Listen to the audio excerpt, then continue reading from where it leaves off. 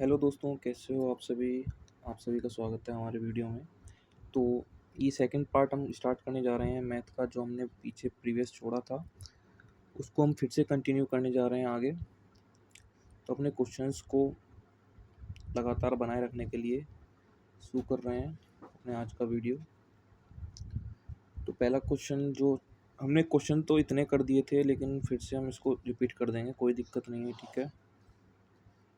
महत्तम समापवर्तक किसे कहते हैं? महत्तम समापवर्तक सबसे बड़ा सार्वविभाज्य है, ठीक है। महत्तम समावर्तक, समावर्तक मतलब सार्वविभाज्य, ठीक है। सार्वविभाज्य का मतलब होता है अगर हमें एक से ज़्यादा यानी कि 2 या 3 नंबर दिए हों, तो उन 2 नंबरों को कोई जो डिवाइड कर रहा होगा, सबसे बड़ी संख्या जो उन 2 नंबरों को डिवाइड कर रही होगी एक साथ, उस नंबर को कहते हैं हम महत्तम समावर्तक, ठीक है। जैसे 8 हो गया और 16 हो गया, इन 2 नंबरों में, ठीक है, कौन-सी बड़ी संख्या है जो दोनों को डिवाइड कर सकती है? 8 है, ठीक है। 8 जो है वो इसको भी डिवाइड कर सकती है और 8 इसको भी डिवाइड कर सकती है, ठीक है। जो 8 है उसे कहते हैं एचसीएफ या फिर महत्तम समापवर्तक, ठीक है। इस तरह से हम समझेंगे इन चीज़ों को, ठीक है। क्योंकि हम जानते हैं कि समापवर्तक होता क्या है। समापवर्तक पहले हमने देखा था कि अपवर्तक और समापवर्तक क्या होता है। अपवर्तक जान लेते हैं, अपवर्तक किसे कहते हैं, ठीक है। अपवर्तक का मतलब होता है कि वो किन नंबरों से कट सकता है, ठीक है। अपवर्तक का मतलब क्या होता है, वो किन नंबरों से कट सकता है। जैसे जैसे हमने देखा था, एक एग्जांपल ले लेते हैं, ठीक है, और थोड़ा क्लियर कर लेते हैं, क्योंकि थोड़ा समझ में नहीं आया एक दो बच्चों को। जो चीज़ हमें समझ में नहीं आई है उसको हम फिर से कंटिन्यू कर लेंगे, क्लियर कर लेते हैं एक और बात, ठीक है। तो अपवर्तक का मतलब होता है विभाज्य, ठीक है। विभाज्य मतलब कि जैसे कोई नंबर है, मैं बोलूँ कि भाई 17 नंबर या फिर 15 नंबर, ठीक है। अब ये मुझे बताइए कि 17 नंबर किस किस नंबर से कट सकता है, ठीक है, किस किस से डिवाइड हो सकता है, 1 से और 17 से डिवाइड हो सकता है, ठीक है। मैं बोलूँ 15 नंबर किस नंबर से डिवाइड हो सकता है, विभाज्य हो सकता है। विभाजक क्या क्या हो सकते हैं इसके, ठीक है। तो ये इसका हो जाएगा 1, ये हो जाएगा 3, हो जाएगा 5, हो जाएगा और 15 हो जाएगा। यानी कि इसके जो अपवर्तक हैं वो कितने हैं, वो 3 अपवर्तक हैं, ठीक है। इस तरह से हम बातों को समझेंगे, इस तरह से चीज़ों को समझेंगे, छोटा-छोटा, थोड़ा-थोड़ा कर कर के। जैसे हमने पहले भी समझाया था पिछले वीडियो में, उसी तरह से हम थोड़ा अपना रिवाइज़ कर लेते हैं इस चीज़ को, क्योंकि थोड़ा कुछ बच्चों का डाउट है तो वो क्लियर हो जाए, ठीक है। अपवर्तक का मतलब है कि कोई नंबर वो कितने मतलब किन नंबरों से डिवाइड हो सकता है, ठीक है, किन नंबरों से कट सकता है, उसे हम क्या बोलते हैं, अपवर्तक बोलते हैं, ठीक है। इतनी बात हमें क्लियर है। अपवर्तक मोस्टली एक ही नंबर का निकाला जाता है पहले तो, ठीक है। जो समापवर्तक की बात आती है, ठीक है, समापवर्तक की जो बात आती है, ये आती है 2 या 2 से अधिक नंबरों में, ठीक है। समापवर्तक, सम का मतलब होता है समान या फिर कॉमन, ठीक है। कॉमन का मतलब होता है कि जो चीज़ दोनों में एक जैसी हो, या फिर जो चीज़ 2 से ज़्यादा या 2 या 2 से ज़्यादा में कॉमन हो या सेम हो, ठीक है। कॉमन का मतलब ही ये समान है, ठीक है, समान होता है और सम होता है, ठीक है। सम मतलब समान या फिर कॉमन, ठीक है। अब जैसे मान लेते हैं 9 है, ठीक है, और 9 के बाद मैंने 15 कर दिया। अब ये मुझे 2 नंबर दिए गए हैं, ठीक है, मैंने ये 2 नंबर ले लिए। अब मैं बोलूँ कि इसका समापवर्तक क्या होगा, ठीक है। समापवर्तक का मतलब है कि जो इन दोनों के अलग-अलग अपवर्तक निकलेंगे, उनमें से जो सम होगा, ठीक है, सम मतलब समान, ठीक है, कॉमन जो होगा, इन दोनों के अपवर्तकों में जो अपवर्तक कॉमन होंगे वही हमारे क्या कहलाएँगे, समापवर्तक कहलाएँगे, ठीक है। हमें इतनी बात समझनी है छोटी-सी, और कोई भी हमें दिमाग नहीं दौड़ाना है कहीं पे भी, हमें बस इतना सा समझना है। अपवर्तक किसे कहते हैं? कोई नंबर है, उसको कोई नंबर डिवाइड करे, वही हमारे अपवर्तक हैं, ठीक है। जैसे 15 को क्या-क्या डिवाइड कर सकता है, कौन-कौन से नंबर डिवाइड कर सकते हैं, ठीक है। हमने नंबर लिया है 9 और 15, ठीक है। 9 और 15, ठीक है। 9 को हम देखेंगे कि 9 को कौन-कौन से नंबर काट सकते हैं, डिवाइड कर सकते हैं। 9 को या तो 9 से बराबर के और 9 से छोटे ही काटेंगे, ठीक है। अपवर्तक कभी उस नंबर से बड़ा नहीं होता है, ये हमें बात ध्यान रखनी है। अपवर्तक कभी भी उस नंबर से बड़ा नहीं होगा, क्योंकि 9 से छोटे या फिर 9 के बराबर का, ठीक है, यानी कि 9 ही नंबर इसको काट सकता है। 10 लूँ तो 10 इसको नहीं काटेगा, ठीक है, इतनी बात हमें ध्यान रखनी है। जैसे 9 के लिए 1 9 से काट देगा, ठीक है, 3 काट देगा, 3 तिया 9 हो जाएगा, ठीक है, 3 से काट देगा 3, पूरा पूरा कटना चाहिए, पूरा पूरा विभाज्य होना चाहिए, ठीक है। वही हमारे अपवर्तक होते हैं। 3 हो गया और 9 हो गया, ठीक है। ये हमारे 3 अपवर्तक निकले हैं 9 के लिए, यानी कि 9 के लिए। 5 15 का देख लेते हैं। 15 के लिए 1 आएगा, 1 3 आएगा फिर, क्योंकि 3 पंजे 15 और 1 आ जाएगा 5 और 1 क्या आ जाएगा 15, स्वयं 15 आ जाएगा, ठीक है। अब हमने अपवर्तक निकाले हैं ये अलग-अलग, ठीक है। और जब बात आती है समापवर्तक की, समापवर्तक, ठीक है। समापवर्तक जहाँ भी पूछेगा वहाँ आपको 2 या 3 नंबर ज़रूर देगा। कोई 1 नंबर देगा तो वहाँ पे अपवर्तक पूछेगा सिर्फ़। अपवर्तक कैसे निकालेंगे? ये होते हैं अपवर्तक। ये अपवर्तक हैं 9 के लिए, ये हैं 15 के लिए, यानी 15 के लिए ये हैं, ठीक है। अब समापवर्तक की बात आती है जहाँ पे, उसमें हम क्या निकालते हैं? बताओ क्या निकालते हैं? कॉमन निकालते हैं। मैंने क्या बोला? कॉमन निकालते हैं। कॉमन कैसे निकालते हैं? कॉमन देख लेते हैं कि दोनों नंबरों के अपवर्तकों में क्या कॉमन है हमारा, ठीक है। 1 और 3 कॉमन है, यहाँ पे भी 1 और 3 कॉमन है, ठीक है। इसमें भी 1 और 3 आ रहा है और इसमें भी 1 और 3 आ रहा है। तो हम क्या लिख लेंगे? इसको बाहर लिख लेंगे 1 और 3 को। तो ये हमारे क्या हो जाएंगे? ये हो जाएंगे हमारे समापवर्तक। इतनी बात हमारी क्लियर है, ठीक है। क्लियर है, बोलो क्लियर है। हाँ जी क्लियर है। और कोई डाउट हो किसी को तो मुझे बता देना, ठीक है। इतना हमने समझ लिया है समापवर्तक किसे कहते हैं, अपवर्तक किसे कहते हैं। अपवर्तक और समापवर्तक में अब कोई कन्फ्यूजन नहीं होनी चाहिए, ठीक है। और आगे हम थोड़ा सीख लेंगे, आगे भी क्वेश्चंस आएंगे तो उसको भी और एक्सप्लेन कर दूंगा अच्छे से, ठीक है। और समापवर्तक, समापवर्तक हमने सीख लिया है। समापवर्त्य, ठीक है। थोड़ा समापवर्त्य को भी अच्छे से समझ लेते हैं। समापवर्तीय का मतलब होता है कि उसके मल्टीप्लाइज, ठीक है, उसके मल्टीपल्स कौन कौन से हैं।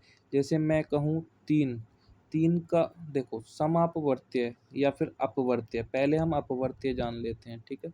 अपवर्तीय, जैसे अपवर्तक होता है वैसे ही अपवर्तीय होता है।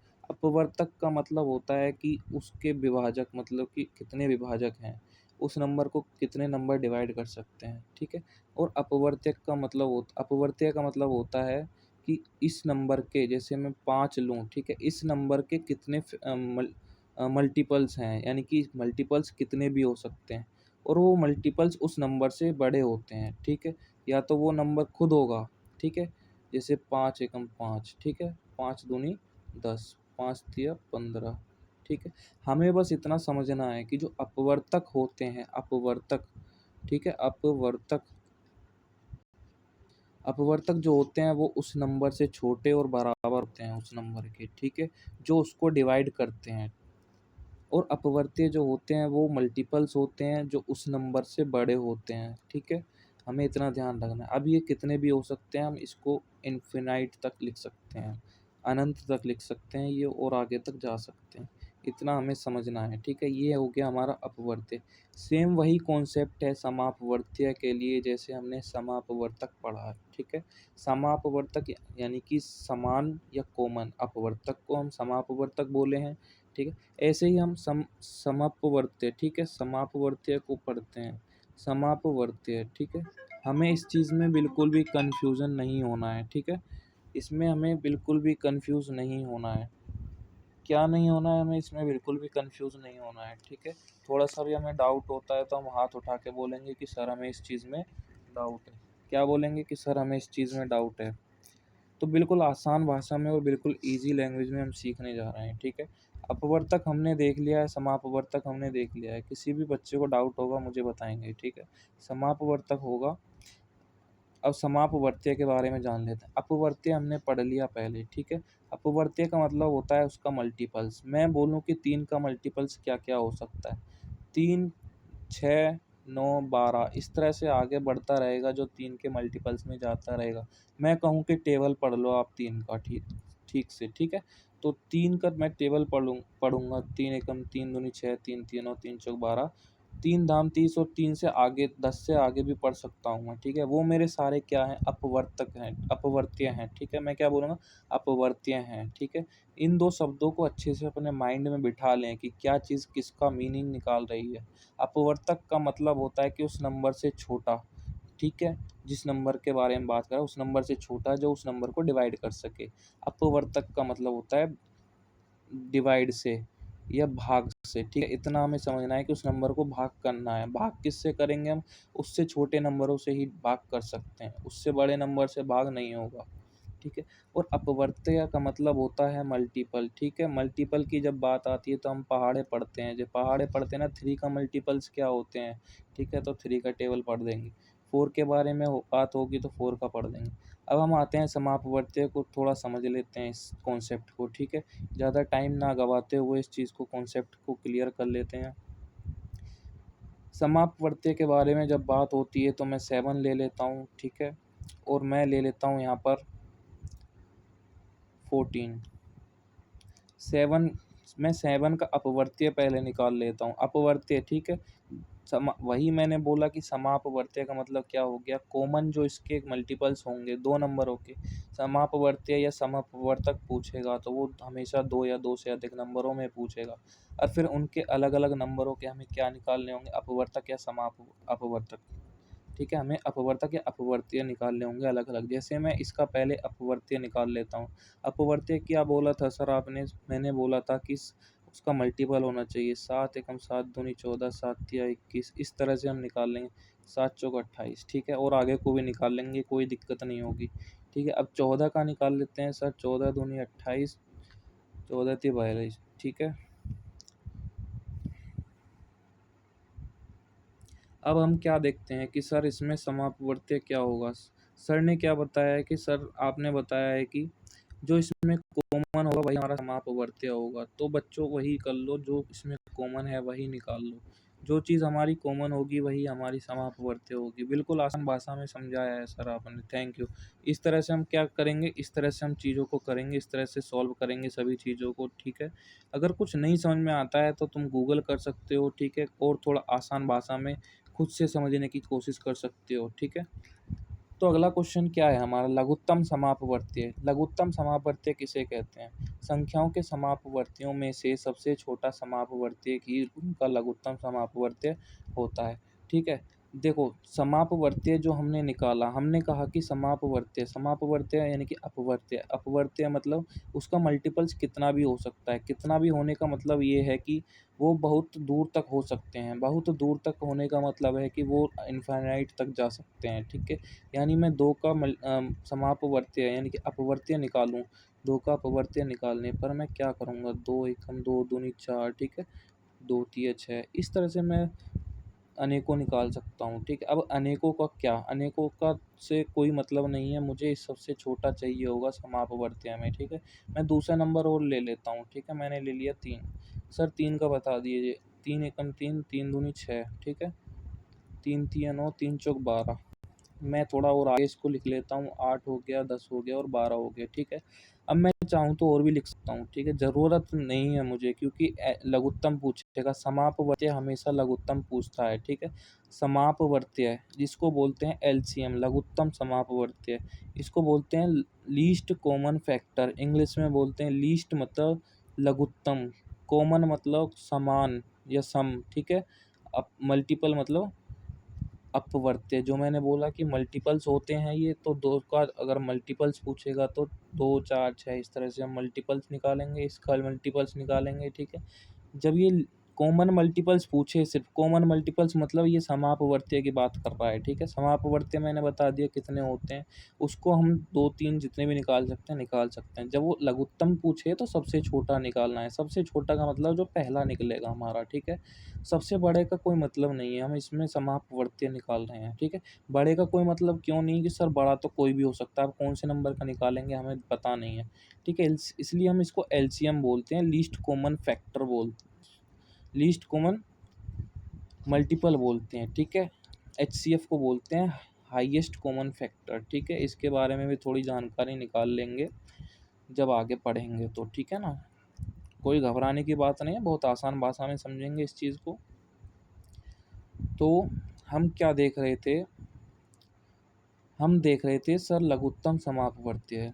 एलसीएम की बात हो रही थी, सर एलसीएम क्या होगा इसका, ठीक है?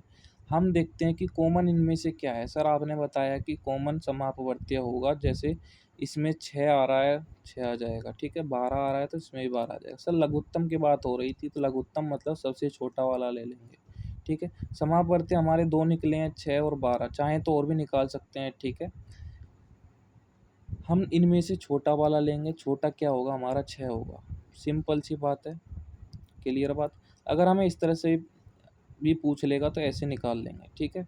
और एलसीएम नॉर्मली इस तरह से भी निकाल सकते हैं जब हमारा कुछ कॉमन नहीं होता है किसी नंबर में, जैसे 2 और 3 में कोई चीज़ कॉमन नहीं है एक के अलावा, इन दोनों में सिर्फ एक कॉमन है। एक कॉमन मतलब 2 इंटू वन और 3 इंटू वन, यानी कि 3 गुना एक और 2 गुना एक में सिर्फ एक कॉमन निकलेगा अगर निकाला जाए तो। और इसका एलसीएम कैसे निकलेगा, इन दोनों की मल्टीप्लाई ही हमारा क्या होगा, एलसीएम होगा। यानी 3 दूनी 6, मैं 3 की गुणा 2 में कर दूँ तो 3 दूनी 6 हो जाएगा, यानी 2 तिया 6 हो जाएगा। जो मेरा ये 6 निकला है यही मेरा एलसीएम होगा। इतनी बात हमें समझ में आ रही है। तो ये जो है मेरा मल्टीपल जो है, ठीक है, मल्टीपल जो है यही मेरा क्या है, 6 आंसर है। मैं इस तरह से भी निकाल सकता हूँ आसान भाषा में, जो मैं एक्सप्लेन करके बच्चों को या किसी को भी समझा सकता हूँ, ठीक है। ये कैसे आया, क्लियर बात। इस तरह से हम लघुत्तम समावर्त्य निकालते हैं। समावर्त्य में सबसे छोटा समावर्तक ही उनका लघुत्तम समावर्त्य कहलाता है। संख्याओं के समावर्त्यों, ठीक है, ये 2 संख्याओं के समावर्त्य हमने क्या निकाले थे, 6, 12, ठीक है, इस तरह से निकाले थे हमने। और 18 कर लेंगे इसको, इस तरह से हमने निकाले थे। अब ये कह रहा है ये हमारे संख्याओं के समावर्त्य ये आ गए हैं, दो संख्याओं के, 2 और 3 के क्या हैं अपवर्त्य, ये हैं समावर्त्य 6 और 12 और 18, ठीक है। ये कह रहा है कि उनका लघुत्तम समावर्त्य जो होगा वही लैसे होगा, यानी लघुत्तम समावर्त्य होगा। सबसे छोटा, लघुत्तम मतलब सबसे छोटा, तो 6 की बात हो रही है तो 6 हमारा क्या है, लघुत्तम समावर्त्य है। क्लियर बात है, इतना हमें समझना है, ये हमें समझ में आ गया है। तो समझ में आ गया, अच्छी बात है, ठीक है। तो अब देखते हैं अगला क्वेश्चन है, निम्न संख्याओं का भाग विधि से लघुत्तम समावर्त्य ज्ञात कीजिए। जब ये भाग विधि की बात करता है तो भाग हम ऐसे निकालते हैं, ठीक है। भाग विधि से लघुत्तम समावर्त्य इस तरह से निकालते हैं, कैसे, ये भी एक आसान भाषा में समझा जा सकता है, ठीक है। या तो हम इसको 14 ऐसे अलग अलग करके निकाल सकते हैं, 28 का अपवर्त्य निकाल सकते हैं, ठीक है। और फिर 35 का, फिर इसमें जो कॉमन होगा उसका लीस्ट कर देंगे तो हमारा इस तरह से आंसर आएगा 280, ठीक है। वही हमारा क्या होगा, लघुत्तम समापवर्ती होगा, ठीक है। इस तरह से भी निकाल सकते हैं, जैसे मैंने पहले बताया। वो छोटे छोटे नंबरों के लिए अगर समझाने की बात करता है तो हम वैसे निकाल सकते हैं, वो मैंने तुम्हें समझा दिया बिल्कुल एक्सप्लेन करके, ठीक है, कि कैसे क्या चीज़ें हो रही हैं। अभी हम समझते हैं कि इस चीज़ को, ये कैसे क्या चीज़ है। इतना बड़ा हमें नंबर दे दिया है, ठीक है। तो ये 4 नंबर हमें दिए हुए हैं, हम चारों को इस तरह से इस भाग भाग विधि द्वारा, ठीक है, क्या बोला है, भाग विधि द्वारा लघुत्तम समावर्ती निकालते हैं। ये अगर तुम्हें समझ में नहीं आ रहा है तो मैं थोड़ा एक्सप्लेन कर देता हूँ, ठीक है। जैसे मैंने यहाँ लिखा 14, यहाँ लिखा 28, यहाँ लिखा 35 और यहाँ लिखा 56, ठीक है। तो मैं पहले दो देखता हूँ कि ये 2 से कट रहा है, इनमें से कोई सा नंबर, तो 2 से काट दूंगा, 2 सत्ते 14 और 14 दूनी 28, ठीक है। ये 14 बार में कटेगा 28, 35 कटेगा क्या 2 से, नहीं कटेगा, तो मैं एज इट इज़ लिख देता हूँ, आगे आने वाली संख्या के लिए वो काट देगा, ठीक है। 56 कटेगा, 28 दूनी 56, ठीक है। और कुछ कटेगा इसमें 2 से, अगर 2 से कट रहा है तो फिर से 2 ही लेके चलेंगे। 7 एज इट इज़ लिख देंगे, जो चीज़ नहीं कटेगी उसे वैसे ही लिख देंगे। ये 7 से 7 बार कटेगा, 7 दूनी 14 2 से, ठीक है। 35 नहीं कटेगा तो 35 को एज इट इज़ लिखेंगे, 28 से कटेगा 14 बार, ठीक है। 2 से कटेगा 14 बार, 28 कट गया, ठीक है। अब ये दो एज इट इज़ इसको लिख देंगे, 35 ऐसे ही लिख देंगे, ठीक है। फिर ये 7 से कटेगा, ठीक है ना। अब क्या करेंगे, अब इसमें 2 का तो कोई मतलब नहीं है, 2 से कटने वाला कोई नंबर नहीं है, ठीक है। अब हम क्या करेंगे, 7 से कट जाएगा या 5 से कट जाएगा। एक बार 5 ले लेंगे, एक बार 7 ले लेंगे। पहले 5 ले लेते हैं क्योंकि छोटी संख्या यही है, ठीक है। 2 के बाद 5 आता है, फिर 7 आता है, ठीक है। तो 7 को ऐसे ही रहने देंगे और 5 से ये कट जाएगा, ठीक है। 5 से कट जाएगा कितनी बार में, 7 बार में। और ये 7 एज़ इट इज़ लिख दिया हमने। अब ये 7 एक बार में काट देगा सबको, ठीक है। 7 लिख रहा है सब में, 7 एक-एक बार में काट देगा। क्लियर बात, इतना हमें कैलकुलेशन क्लियर होना चाहिए। उसके बाद हम क्या करते हैं, ये हमारे जो नंबर आए हैं बाहर, जो हमने इसको डिवाइड किया है, यही हमारे क्या होते हैं, इसके मल्टीपल ही हमारा क्या होता है, यही हमारा होता है एलसीएम, ठीक है। इस तरह से हम इसकी मल्टीप्लाई करके 2 दूनी 4 दूनी 8 पंजे 40, 40 की मल्टीप्लाई 280, ठीक है। 4 सत्ते 28, इस तरह से हम इसकी मल्टीप्लाई करके ये हमारा एलसीएम निकल आता है। इतनी बात क्लियर है। तो आगे बढ़ते हैं। दो अभाज्य संख्याओं का में से क्या होगा। जब बात आती है में से यानी कि अभाज्य संख्याओं की, ठीक है, अभाज्य संख्या क्या होती हैं, 3 मान लिया हमने अभाज्य संख्या और 7 मान लिया अभाज्य संख्या, ठीक है। अभाज्य संख्या उसे कहते हैं जिसके एक या फिर वो खुद स्वयं संख्या फैक्टर होती है, ठीक है। यानी कि जिसका सिर्फ 2 ही फैक्टर होते हैं, या तो वो एक और खुद एक होगी खुद और एक होगा 1, ठीक है। तो ये हमारी होती है अभाज्य संख्या। ऐसे ही हमने दो दूसरी अभाज्य संख्या ले ली 7, इसका भी एक होगा और इसका एक होगा 7, ठीक है। ये हमारी दो अभाज्य संख्या हैं। अब हमारी बात आती है में से यानी कि महत्तम समावर्त, महत्तम समावर्तक, ठीक है। महत्तम समावर्तक बोलते हैं इसको HCF, ठीक है। HCF यानी कि हाईएस्ट कॉमन फैक्टर। अब इन दोनों में से देखते हैं कि इनमें क्या नंबर कॉमन आ रहा है, ठीक है। 1 कॉमन आ रहा है, तो जो हमारा HCF होगा, ठीक है, HCF जो होगा हमारा क्या होगा, 1 होगा, ठीक है। यहाँ पे 1 लिखा हुआ है में से, तो ये हमने में से 1 निकाल लिया, ये बोल रहा था, ठीक है।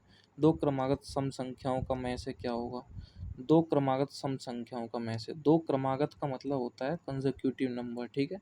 यानी कि एक के बाद एक दो नंबर आने वाले, ठीक है। यानी कि अगर मैं दो पहला नंबर 2 ले लूँ, तो दूसरा क्रमागत सम संख्या क्या होगी, सम का मतलब है जो 2 से डिवाइड होती हो, ठीक है। 2 से अगर 2 डिवाइड हो रहा है तो दूसरी संख्या क्या होगी, 4 होगी। 4 से तुरंत बाद आने वाली क्या होगी, 6 होगी, ठीक है। इस तरह से हम 2 के बाद क्या आई 4, 4 के बाद क्या आई 6, तो ये हमारी क्या है, सम संख्याएँ हैं, ठीक है।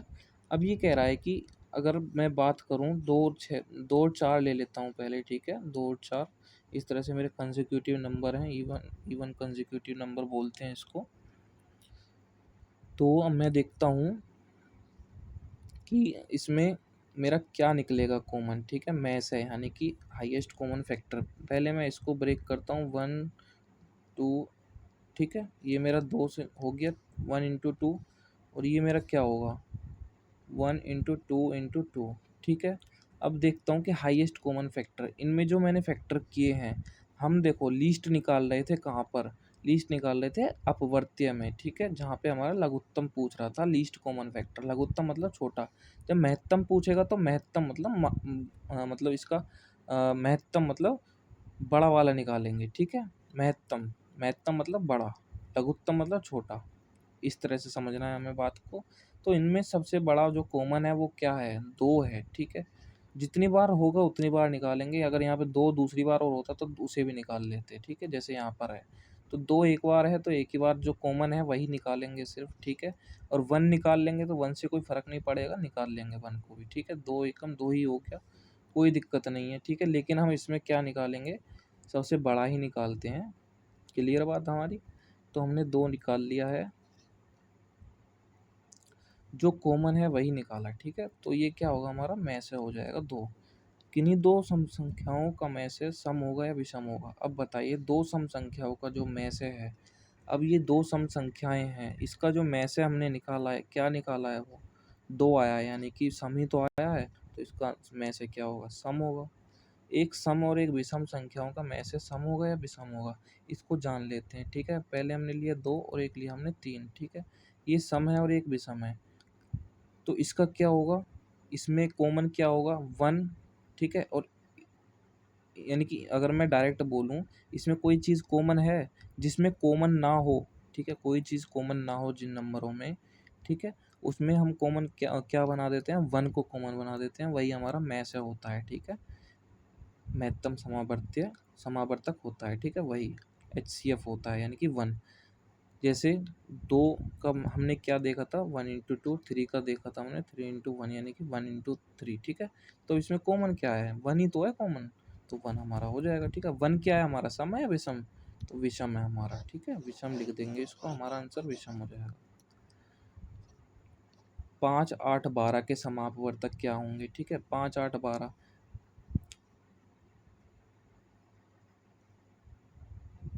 5 8 12 के समापवर्तक, हम 5 को हटा देते हैं और 8 और 12 की बात कर लेते हैं, ठीक है। 5 को हटा देते हैं और 8 और 12 की बात कर लेते हैं इसमें। 8 का हमने निकाला अपवर्तक, अपवर्तक का हमने क्या देखा है कि जो नंबर उसको डिवाइड कर दे, 8 को क्या क्या नंबर डिवाइड कर सकता है, अपवर्तक की बात हो रही है, 1, 2, 4, 8 ठीक है। 12 को क्या-क्या कर सकता है, ये नंबर डिवाइड कर सकते हैं 12 को। अपवर्तक में उस नंबर से कभी बड़ा नहीं होता है कोई भी अपवर्तक, ठीक है, उससे छोटा है उसके बराबर ही होता है। और अपवर्त्य में, ठीक है, अपवर्त्य में क्या होता है, अपवर्तक और अपवर्त्य में कंफ्यूज मत होना, इसको थोड़ा दिमाग में बिठा लेना अच्छे से, ठीक है। मैं थोड़ा अगर हिंट दूँ किसी चीज़ का तो उसको समझने की कोशिश करना। जैसे मैं बता रहा हूँ अपवर्तक, अपवर्तक क्या बोलता है, अपवर्तक बोलता है कि उस नंबर का विभाजक क्या-क्या हो सकता है, ठीक है। विभाजक और अपवर्तक, जब हम देखते हैं विभाजक, विभाजक यानी कि लास्ट में कै आ रहा है, ठीक है, विभाजक और अपवर्तक, ठीक है। इस तरह से हम थोड़ा हिंट निकाल सकते हैं कि हाँ भाई विभाजक की बात हो रही है तो उसमें अपवर्तक है, ठीक है, या अपवर्तक की बात हो रही है तो उसमें विभाजक पूछेगा किसी नंबर का, ठीक है। जहाँ अपवर्तक पूछे वहाँ विभाजक बता देना। आई बात समझ, विभाजक मतलब उस नंबर को कौन कौन सा नंबर डिवाइड कर सकता है। इतनी बात हमें समझ में आ रही है तो अच्छी बात है, ठीक है। और अपवर्त्य, ठीक है, अपवर्त्य, अपवर्त्य की बात पूछेगा तो गुणज निकाल देना है, यानी कि गुणज, गुणज या फिर उसके मल्टीपल्स, ठीक है, गुणज निकाल देना। अब जैसे हमने ये निकाल दिए हैं, अपवर्तक हमने निकाले हैं, तो इसमें से जो हमारे सम बोल रहा है, समान बोल रहा है, कॉमन बोल रहा है, ठीक है, इसमें जो कॉमन होगा हम उसके कॉमन निकाल देंगे। 1 है, 2 है और 4 है, ठीक है, 1, 2 और 1, 4, ठीक है। अभाज्य गुणनखंड द्वारा निम्नांकित संख्याओं के में से ज्ञात कीजिए। अभाज्य गुणनखंड द्वारा, जब बात आती है अभाज्य गुणनखंड, अभाज्य गुणनखंड का मतलब होता है कि उनको इस तरह से फैक्टर करना है, उनको इस तरह से तोड़ना है कि जैसे हमने ये तोड़ दिया, 2 को बिल्कुल तोड़ दिया है, 2 को और नहीं तोड़ सकते, ठीक है। तो 2 को और नहीं तोड़ सकते तो हमने, जैसे कोई 4 होता है, 8 होता है, उसको हम और तोड़ देते हैं, यानी कि अभाज्य बनाने के लिए हमने ये कर दिया। अब ये 2 क्या है और 3 क्या है, हमारा अभाज्य है, नंबर है ना, इसे को कहते हैं अभाज्य गुणनखंड द्वारा में से ज्ञात कीजिए, ठीक है। 144 के हमने फैक्टर कर दिए हैं, ठीक है। क्या पूछ रहा है, में से महत्तम समापवर्तक पूछ रहा है, ठीक है। महत्तम समापवर्तक जब पूछेगा तो पहले हम इसके फैक्टर कर लेंगे। 144 के फैक्टर कर लिए हमने, ठीक है। फैक्टर हम कैसे करते हैं, फैक्टर भी हम उसके मल्टीपल्स के अकॉर्डिंग ही करते हैं। जैसे कि अगर हमें फैक्टर की बात की जाए, ठीक है, तो हम क्या करते हैं, इसमें देखते हैं कि छोटे नंबर से, जैसे हमने एलसीएम निकाला था, ठीक है, विभाज्य गुणन, इस तरह से विभाज्य भाग विधि द्वारा, ठीक है। तो हम फैक्टर जो निकालते हैं इसी तरह से निकाल सकते हैं। फैक्टर कैसे कैसे निकलेंगे, 2 सत्ते 14 और 2 दूनी 4, ठीक है। ये हो जाएगा हमारा 2 तिया 6, 2 छिक्के 12, ठीक है। ये हो जाएगा हमारा 18 दूनी 36, ये हो जाएगा हमारा 9, ठीक है। ये हो जाएगा हमारा 3 और ये हो जाएगा हमारा 3, ठीक है, पूरा कट गया। ये जो नंबर आए हैं हमारे, यही क्या है, हमारे फैक्टर हैं, ठीक है। तो हम किसी नंबर के अगर गुणनखंड करने चाहें तो इस तरह से हम एलसीएम लेके, इसे हम एलसीएम या भाग विधि द्वारा बोल सकते हैं, ठीक है। इसके हमारे क्या आ गए, ये हमारे क्या आ गए, फैक्टर आ गए इसके। ऐसे ही हम 198 का निकाल सकते हैं, ठीक है। ये हमारे अपवर्तक आ गए, अपवर्तक आ गए हैं दोनों नंबर के, ठीक है। जब हम इसकी मल्टीप्लाई करते हैं सबकी तो ये हमारा नंबर बन जाता है। अब हम इसको कह सकते हैं कि ये सारे जो नंबर हैं ये इसको भी डिवाइड कर सकते हैं, ठीक है। अब हमको क्या करना है कि इनमें से जो भी कॉमन होगा, ठीक है, इसमें से जो भी कॉमन होगा उसको हम क्या करेंगे, बाहर निकाल लेंगे, वही हमारा क्या होगा, में से होगा। जैसे 2 हो गया हमारा, 2 निकल गया बाहर, 3 और 3 और 3 और 3, ठीक है। यहाँ से हमारे ऊपर 2, 1 2 आया है और 2 3 आए हैं, ठीक है, ऊपर और नीचे से। तो हमारा क्या बन गया, ये बन गया, ठीक है, 2 गुना 3 गुना 3, 18। ऐसे ही ये क्वेश्चन है हमारा, इसको भी ट्राई कर लेंगे, इसको खुद से ट्राई कर लेना, ठीक है। इसका फैक्टर निकाला है, इसका फैक्टर निकाला है, इसका फैक्टर निकाला है। इसमें जो चीज़ कॉमन है, तीनों में सेम चीज़ कॉमन होनी चाहिए, तब वही हमारा में से होगा, ठीक है। यानी कि जो हमारा कॉमन है तीनों में वही हमारा में से होगा, ठीक है। और जब लघुत्तम समावर्तक होगा तो इस तरह से निकलेगा, ठीक है। लघुत्तम समावर्तक मैंने बता दिए, तीनों नंबर का एलसीएम इस तरह से लेंगे, ठीक है। और उसका ये जो निकलेंगे हमारे मल्टीपल कर देंगे, ये आ जाएगा। खुद से ट्राई करना इन क्वेश्चंस को, इसको खुद से ट्राई करना, इसको खुद से ट्राई करना, लैसा निकलवा रहा है, ठीक है। आसानी से खुद से ट्राई करके देखना, समझ में आएगा। वह छोटी से छोटी संख्या बताइए जो इतने से पूर्णतः विभाज्य हो। विभाज्य की बात कर रहा है, यानी कि जब कह रहा है कि वह छोटी से छोटी संख्या जो इन नंबरों से डिवाइड हो जाए, ठीक है? क्या बोल रहा है? यही तो कह रहा है कि इन नंबरों से कौन-सी छोटी से छोटी संख्या कट सकती है, एक साथ कट सकती है, जो 20 से भी डिवाइड हो जाए, 25 से भी, 30 से भी और 40 से। ये कह रहा है, यानी एलसीएम निकालना है हमें। छोटी से छोटी संख्या पूछ रहा है, तो वो क्या पूछ रहा है? एलसीएम, यानी कि लघुत्तम ही तो निकालते हैं हम छोटी से छोटी। अब इसको ऐसे ही करेंगे, या तो इस विधि से कर सकते हैं लघुत्तम के लिए, ठीक है? इस वाली से, या फिर इस तरह से कर सकते हैं फैक्टर बनाकर, ठीक है? जो हम इसको प्रैक्टिस करेंगे उसी तरह से हम इसको कर लेंगे, ठीक है? मैं थोड़ा इसको और थोड़ा क्लियर कर देता हूँ। ये लैसे है, ठीक है? लैसे और ये था मैसे, ठीक है? मैसे में हमने क्या देखा? मैसे में हमने सिर्फ़ कॉमन निकाले जो ऊपर-नीचे हमारे कॉमन है, और हम लैसे में क्या करते हैं? लैसे में सिर्फ़ इतना फ़र्क करते हैं कि जैसे जो हमारा कॉमन होता है पहले उसको निकालते हैं, फिर जो बाकी बचता है उसका मल्टीप्लाई कर देते हैं। ध्यान से देखना, इस चीज़ को समझना। 5 का मैंने फैक्टर किया, 10 का फैक्टर किया, ठीक है? इस क्वेश्चन को कर रहे हैं। 15 का फैक्टर किया, ठीक है? अब इसमें क्या कॉमन है, ठीक है? जो-जो कॉमन होगा पहले हम उसको निकाल लेंगे। 1 आ गया, 5 आएगा, ठीक है? 5 तीनों में कॉमन है, 5 हमने निकाल लिया, ठीक है? 5 ये आ गया। अब हमारा क्या बच रहा है जो कॉमन नहीं है, ठीक है? उसको हम एज़ इट इज़ निकाल लेंगे। 2 और 3 कॉमन नहीं है, तो 2 और 3 ऐसे ही निकाल लिया। हम मैसे में नहीं निकालते हैं इसको, ठीक है? जो बाकी बचता है हम उसको मैसे में नहीं निकालते। जब महत्तम समावर्तक निकालते हैं तो मैसे में नहीं निकालते हैं, हम सिर्फ़ उसमें कॉमन रखते हैं, ठीक है? ये हम इस तरह से कॉमन रखते हैं सिर्फ़, ये हम कॉमन रखते हैं और बाकी ये छोड़ देते हैं, इसको नहीं करते हैं। लेकिन एलसीएम में हम उसको भी करते हैं, ये हमें ध्यान रखना है बस चीज़ों को, ठीक है? इसका मल्टीपल करेंगे हमारा 30 आ जाएगा, ये हमारा एलसीएम हो जाएगा इस तरह से, इस मेथड से। हम चाहें तो इस मेथड को भी लगा सकते हैं जैसे हमने ये किया था, इससे हमारा बिल्कुल आसानी से निकल जाएगा, ठीक है? इस क्वेश्चन को ट्राई कर लेना, ठीक है? छोटी से छोटी संख्या बताइए जो इतने नंबर को काट दे। 20 का हमने फैक्टर किया, 25 का हमने फैक्टर किया, 30 का फैक्टर किया, 40 का फैक्टर किया, ठीक है? इसमें से क्या कॉमन आएगा? 2, 2, 2, ये हमारा कॉमन आ गया तो 2 रख दिया मैंने, ठीक है? एक-एक करके कॉमन निकालूँगा। 2 और 2, यानी ये आ रहा है ना कॉमन 2 में से, तो य जो चीज़ 2 या 3 बार कॉमन आ जाए उसे एक बार ही लिखेंगे, ठीक है? ये और ये कॉमन आ गया, ये लिख दिया मैंने, ठीक है? अब क्या बचा यहाँ पे? यहाँ पे जो बच रहा है उसको एक ही बार लिखेंगे, ठीक है? ये एक ही बार है तो एक ही बार लिख दिया। अब जितनी लाइन में ज़्यादा बार होगा, ठीक है? ये कॉमन है, यहाँ कॉमन है, यहाँ कॉमन है, यहाँ कॉमन है। चारों में एक-एक बार कॉमन है तो एक ही बार लिखेंगे सिर्फ़, ठीक है? अब जो बच रहा है, कुछ कॉमन नहीं है, जो बच रहा है उसको एक बार ऐसे-ऐसे लिख देंगे, ठीक है? इसका मल्टीपल करेंगे 600 आएगा हमारा, क्या हो जाएगा? एलसीएम निकल आएगा, ठीक है? इसको प्रतिशत में बदलिए 3/5 को, ठीक है? जब हमारी प्रतिशत की बात होती है तो हम क्या करते हैं? बताइए क्या करते हैं हम उसको? हम उसका क्या करते हैं? मल्टीपल करते हैं, ठीक है? किससे? 100 से। कैसे? देखिए कैसे। प्रतिशत का मतलब होता है कि 1 पर 100, यानी कि कितने पर? 1 पर 100, ठीक है?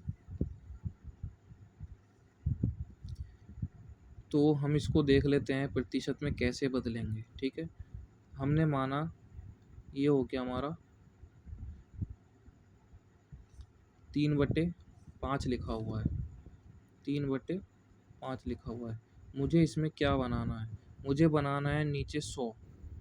आई बात समझ में? मुझे नीचे क्या बनाना है? 100 बनाना है। 100 मैं कैसे बना सकता हूँ? 100 मैं कैसे बना सकता हूँ? नीचे वाला नंबर देखता हूँ मैं, ठीक है? क्या दिख रहा है मुझे? अगर मैं इसमें 20 की मल्टीप्लाई कर दूँ, इसमें 20 की मल्टीप्लाई कर दूँ और ऊपर 20 की मल्टीप्लाई कर दूँ। देखो पहले मैं नीचे मल्टीप्लाई करूँगा 20 की तो मेरा 100 बन जाएगा। मुझे प्रतिशत यानी कि 100 बनाना है नीचे कैसे भी करके। इस चीज़ को अभी कोई ध्यान नहीं देगा, ठीक है? इस चीज़ को कोई ध्यान नहीं देगा। मैं क्या कर रहा हूँ? मैं थोड़ा शॉर्टकट समझा रहा हूँ। जैसे 5 है, मैं 20 की मल्टीप्लाई इसमें करूँगा तो मेरा 100 बन जाएगा, ठीक है? मैंने 5 को मल्टीप्लाई किया 20 से तो मेरा 100 बन गया, ठीक है? 5 का खेल ख़त्म हो गया। अब मैं क्या करूँगा? मैंने नीचे मल्टीप्लाई किया 20 से तो ऊपर भी क्या करूँगा मैं? ऊपर भी क्या करूँगा? 20 से मल्टीप्लाई करूँगा, ठीक है? और ये क्या बन जाएगा मेरा?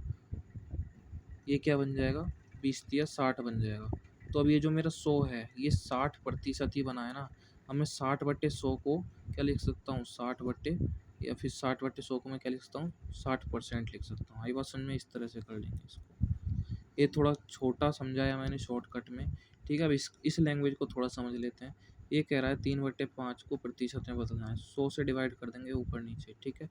हमको क्या करना है, देखो हमको क्या करना है अब, ठीक है। ये 100 जो है नीचे वाला इसको साइड में रहने देंगे और बाकी को हम क्या कर देंगे, कैलकुलेशन कर देंगे, ठीक है। 300/5, ठीक है, 1/100 इसको साइड में, नीचे वाले 100 को साइड में रहने देंगे क्योंकि हमें यही प्रतिशत बनाना है। ये जो है प्रतिशत के साइन में चेंज हो जाएगा, ये जो हमारा क्या होता है, प्रतिशत का साइन होता है, यानी 1/100 का मतलब होता है प्रतिशत, यानी कि 1/100 प्रतिशत, ठीक है। ये जो है यही हमारा प्रतिशत में चेंज होता है। 300/5 को मैं क्या करूँगा, 5×30 का, यानी कि 100% हो जाएगा। कैसे हो गया ये, 60% हो गया ना, 5×30, तो ये कैसे हो गया, ये ऐसे हो गया, 300 को मैंने 5 से डिवाइड किया क्योंकि ये 100 से मल्टीप्लाई यहाँ हो गई, 100 मैंने बाहर रख दिया ये इधर, ठीक है, और 1/100 कर दिया मैंने ये। मुझे 100, इसको मेरे को परसेंट में चेंज करना है ना साइन में, तो मैंने साइन में इसको चेंज कर दिया, यहाँ पर जो कैलकुलेशन था वो चेंज कर दिया, ठीक है, कैलकुलेशन कर दिया। अब 20% को भिन्न में कैसे बदलें, अब इसको हमें इस तरह से बदलना है, ठीक है, इसको हमें इस तरह से बदलना है। पहले हमने इसको इधर किया, इसको इधर करना है, ठीक है। अब हम क्या करेंगे कि जैसे 20% को, 20% है, मैंने क्या बोला, परसेंट को जब हम साइन चेंज करते हैं तो ये बन जाता है, ठीक है। 1/100 को हम जब साइन चेंज करेंगे परसेंट में तो परसेंट बन जाएगा, परसेंट को चेंज करेंगे तो 1/100 बन जाएगा। परसेंट को चेंज कर दो भाई, 20 को 1/100 को लिख देंगे 1/100, ठीक है। इसको डिवाइड कर दो, 20×5 100, 1/, क्या आएगा, 5 आएगा, 20 से 5 बार में कट जाएगा, ठीक है। 1/5 हमारा भिन्न में बदल गया, आई बात समझ में। इसी तरह से हम 35 को करेंगे। बस हमें इतना ही समझना है, क्लियर को कैलकुलेशन करना है। अब 35% है, 35 का परसेंट का मैं परसेंट हटाऊंगा तो क्या बन जाएगा, 35/100। इसको आराम से कैलकुलेशन कट जाएगा ना, 5 से कट जाएगा, 7×5 35 और 20×100, और तो कुछ नहीं कट रहा है, काटते तो कट जाता, ठीक है, कटता तो काट देते इसको, ठीक है। 20/100 हमारा 7/20 हमारा आंसर आ गया। 0.06, इससे घबराना नहीं है बिल्कुल भी, ठीक है।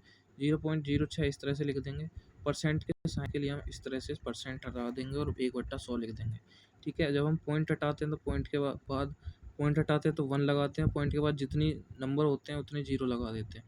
क्लियर है बात। इसको कैसे सॉल्व करेंगे, और 6 बट्टे कितना हो गया, 10,000, ठीक है। अभी कट जाएगा ना, कटेगा कैसे, 3 बटे, इसको क्या लिख सकते हैं हम, इसको परसेंट में बदलने की बात कर रहा था ये, अच्छा ठीक है, इसको परसेंट में बदल लेते हैं, ठीक है। परसेंट में कैसे बदला जाएगा ये, बाय द वे जो हम क्वेश्चन कर रहे हैं उसको थोड़ा समझ लेते हैं। ये भिन्न वाला तरीका जो मैं बता रहा था उसको कर लेते हैं। भिन्न कट जाएगा ना ये, इसको 5,000 बन जाएगा ये, ठीक है। भिन्न बन गया हमारा। अगर इसको भिन्न में बोलेगा तो भिन्न में इस तरह से चेंज करेंगे, घबराने की कोई ज़रूरत नहीं है, ठीक है। अभी कह रहा है इसको परसेंट में बदलना है, ठीक है। देखो ये क्वेश्चन हमारा गलत दिया हुआ है। ये गलत क्यों दिया हुआ है मैं बता देता हूँ। ये परसेंट का साइन लगा हुआ है तो हमें परसेंट का साइन नहीं लगाना है इसमें, ठीक है। 0.06 ये बात कह रहा है कि परसेंट में बदलना है। जब परसेंट में बदलना होगा तो हम 100 से गुना करेंगे, 100 से डिवाइड करेंगे, ठीक है। अब जो हम 100 से, ये वाला नीचे वाला है साइड में रख देंगे, इसको कर देंगे साइड में, और ये ऊपर वाला है इसकी मल्टीप्लाई इससे कर देंगे। इसको हमने साइड में कर दिया, ठीक है। नीचे वाले को इसको छेड़ेंगे नहीं क्योंकि यही हमारा परसेंट में चेंज होगा, यही साइन हमारा, यही हमारा जो नंबर है 1/100, यही हमारा साइन में चेंज होगा परसेंट में, ठीक है। इसको जो जितना सॉल्व हो सके इसको सॉल्व कर दो अब, ठीक है। इसको पॉइंट हटाया, 1 और 00 कर दिया मैंने, ठीक है। अब क्या करूँगा, 100 से 100 कैंसिल कर दूंगा, ठीक है। क्या बचा मेरा, 6 बचा, और तो कुछ नहीं बचा ना। यहाँ पे मैंने परसेंट का साइन लिखा हुआ था, यहाँ परसेंट लगा दूंगा, 6% मेरा आंसर आ जाएगा। कितना होगा 250 का 30% कितना होगा, 250 का 30%, का मतलब होता है गुना, ठीक है। 250 का, जैसे हमने नीचे देखा हुआ है, ठीक है, ये दिया हुआ है, इसी को समझ लेते हैं। ज़्यादा गुचड़ मुचड़ करने की ज़रूरत नहीं है, तो आराम से समझ लेते हैं इस चीज़ को, समझ में आ जाएगा। 250 का 30%, का मतलब होता है गुणा, 30%। जब हम परसेंट को हटाएंगे तो क्या लिखेंगे, 1/100, परसेंट का मतलब 1/100। इसको नॉर्मली अब सॉल्व कर देंगे, वही हमारा आंसर आ जाएगा। कैसे आएगा, 0 से 0 कट गया, 100 काट दिया हमने, कुछ नहीं है, 25 या 75 कर देंगे आराम से। हल्की कैलकुलेशन है, इस तरह से स्मार्ट अप्रोच के साथ करना है, ठीक है। 300 का मतलब हो गया गुना 100 और 40% यानी 40 गुना 1/100, ठीक है। परसेंट का मतलब क्या बताया हमने, 1/100। इतनी बात हमें क्लियर है। परसेंट जब हटाएंगे तो हमारा 1/100 हो जाएगा। एज इट इज़ हमें कैलकुलेशन करनी है और कुछ नहीं करना, ठीक है। कैसे होगी कैलकुलेशन देख लेते हैं। अब हम इसमें पहले ज़ीरो से ज़ीरो काट लेते हैं, ज़ीरो से ज़ीरो कट जाएगी, ठीक है। दो ज़ीरो कट गई और कुछ नहीं बचा, 3 चौका 12, ठीक है। 3 चौका 12 यानी कि 12 के बाद हमने ज़ीरो ये रही, एक ज़ीरो और लगा दी, ठीक है। 120 हमारा आंसर आ जाएगा। 120 किलो का, ठीक है, 120 किलोग्राम का 45% कितना होगा। कितना आसान सवाल है, आसानी से कर सकते हैं इसको, ठीक है। इसका आंसर मुझे बताइएगा क्या होगा, ठीक है। इसका आंसर मुझे कमेंट में सॉल्व करके बताइएगा कैसे होगा, ठीक है। एक परीक्षा में 75% बच्चे उत्तीर्ण हुए। यदि परीक्षा में 1500 बच्चे हैं तो कुल कितने बच्चे उत्तीर्ण हुए। ये कह रहा है कि 75% बच्चे हैं जो पास हुए हैं, ठीक है। यदि परीक्षा में 1500 बच्चे हैं, टोटल परीक्षा में कितने बच्चे हैं, 1500 टोटल बच्चे हैं, उसमें से 75% बच्चे पास हुए हैं, ठीक है। मान लो मैं कहूँ कि ये 100% है। 100% का मतलब होता है उसकी पूरी वैल्यू, ठीक है, फाइनल वैल्यू, उसकी कंप्लीट वैल्यू, वही हमारी कितनी होती है, 100% होती है। ये बात कर रहा है 75% की, यहाँ उत्तीर्ण हुए हैं। ये पूछ रहा है कुल कितने बच्चे उत्तीर्ण हुए हैं, वही पूछ रहा है कि 75% कितना होगा, ठीक है, 1500 का। अगर मैं इसको यहाँ लिखता कि 1500 का 75% कितना होगा, ठीक है, यहाँ लिख दिया 75% कितना होगा, इसका आसानी से जवाब दे देते, 75/100 कर देते, 75 गुना 1/100 और आसानी से सॉल्व कर देते। यही चीज़ हमने किया है, 1500 का 75%, ये 75% की वैल्यू पूछ रहा है, हमें इतना ध्यान देना है, ठीक है। अगर ये पूछता कि 25% तो फेल हुए बच्चे, अगर 25% पूछता कि बच्चे कितने फेल हुए, तो हम 25% की वैल्यू निकालते। क्या निकालते, 25% की वैल्यू, है ना, क्योंकि यहाँ 100 में से जो 75 पास हुए हैं, 75% वो हमारे पास हुए हैं, जो फेल हुए होंगे वो 25% होंगे। इतनी बात हमें समझना है, ठीक है। तो यहाँ पूछ रहा है उत्तीर्ण बच्चे कितने हैं, उत्तीर्ण बच्चे हमें 25% दिया हुआ है, तो 25% 1500 का निकाल लेंगे, परसेंट हटाएंगे तो 1/100 कर देंगे, आसानी से इसकी कैलकुलेशन हो जाएगी। ये ये कैसे कटेगा देख लेते हैं, इसको कैसे कटेगा। 3 से काट देंगे इसको, ठीक है, और ये 4 से काट देंगे, ठीक है। अब इसको डिवाइड करेंगे कितने से, 4 से, 4 तिया 12 और 4 छिंग कितना हो गया, 4 सत्ते 28, ठीक है। ऐसे 4 तिया 12, 3, 4 सत्ते 28, 2, 4 पंजे 20, ठीक है। अब इसकी मल्टीप्लाई हमें कहाँ करनी है, इसमें करनी है, 3 पंजे 15, 3 तिया 9 और ये हमारा आंसर आ जाएगा, ठीक है। इसकी मल्टीप्लाई हम कर देंगे तो ये हमारा आंसर आएगा। इस तरह से हमें सॉल्व करना है, बिल्कुल आसान तरीके से, ठीक है ना। अब अगला क्वेश्चन है, विवेक ने वार्षिक परीक्षा में 85% अंक प्राप्त किए। पूर्णांक 500 है, 500 नंबर का। विवेक को कितने अंक मिले। 85% जो प्राप्त किए हैं, ये उसी बात को पूछ रहा है कि उसने कितने अंक प्राप्त किए, टोटल अंक बताने हमें कितने। ये 500 जो है ये 100% की वैल्यू है, हम 500 को लिखते हैं, ठीक है, 100%। ये पूछ रहा है 85% की वैल्यू, ठीक है। ये 85% कर दिया हमने, हमें ये देखना है कि ये 500 जो है ये 100 की वैल्यू है, यानी कि 500 की वैल्यू 100 है। जब ऊपर वैल्यू दी हो तो उसका जो परसेंट होता है उसके नीचे आ जाता है, यानी कि इसके बारे में पूछ रहा है, ठीक है। इसके बारे में दिया हुआ है, ये पूछ किसके बारे में रहा है, इसके बारे में पूछ रहा है, ठीक है। तो इसको 0 से 0 कट जाएगा ये, ठीक है।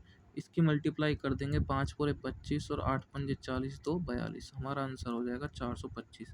जितने कितने टोटल मिले, 425 अंक टोटल मिले, ठीक है। मार्च में डीजल का मुख्य 85 मूल्य 85 प्रति लीटर है, 85 रुपये प्रति लीटर है। अब मई में उसका मूल्य बढ़कर 93.50 प्रति लीटर हो गया। डीजल के मूल्य में कितना परसेंट वृद्धि हुई है, ठीक है। ये हमें बतानी है कि कितने परसेंट की जो है वृद्धि हुई है।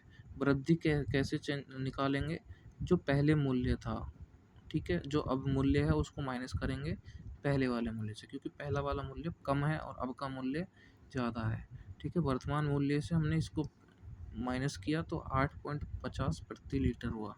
मूल्य में वृद्धि कितनी होगी, हम पहले पर जो इतना 85 था इस पर हम वृद्धि निकालेंगे, कितने परसेंट की वृद्धि हुई है, ठीक है। मूल्य में वृद्धि जो हुई है 8.50 हुई है यहाँ पे, और जो पहला रेट है वो हमारा 85 रुपये प्रति लीटर है, ठीक है। इसको हम क्या करेंगे, परसेंट में निकाल रहे हैं तो 100 से मल्टीप्लाई कर देंगे। 100 से क्यों करेंगे, 85 की जो वैल्यू है वो हमारी 100 है। 85 का जो मान है, ठीक है, वो 100 के बराबर है, यानी कि हम इसको 100 ही तो मानेंगे क्योंकि पूरी वैल्यू है, फुल वैल्यू है। अब ये इसका पूछ रहा है कि इसमें कितना परसेंटेज चेंज हुआ है वो हमें बताना है, ठीक है। अब इसको नॉर्मली हम डिवाइड कर देंगे, कितना आएगा, 10 आ गया, और यहाँ पे हमारा क्या हो जाएगा, 10% हो जाएगा। क्लियर बात। 750 के 4% का मान बताना है, इसको सोल्व करना खुद से, इसका जवाब देना मुझे, ठीक है। किसी राशि का एक निश्चित प्रतिशत कैसे निकालेंगे। किसी दी हुई राशि का कोई परसेंट निकलवाना चाह रहा है तो उसको क्या करेंगे, प्रतिशत गुणा करके 100 से भाग देते हैं, ठीक है। जैसे x का a% निकालना है तो a बटा 100 कर देंगे, ठीक है। इस तरह से हमें निकालना है।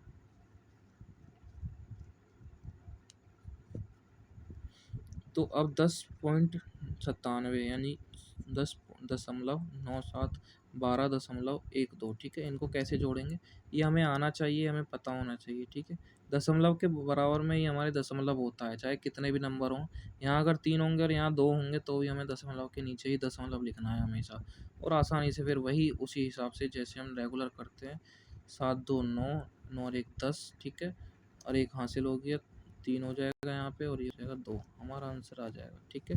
क्वेश्चन मैं दे रहा हूँ, ठीक है, तुम्हें सॉल्व करना है, तुम्हें आंसर बताना है इसका। 75.021, ठीक है, ये हमारा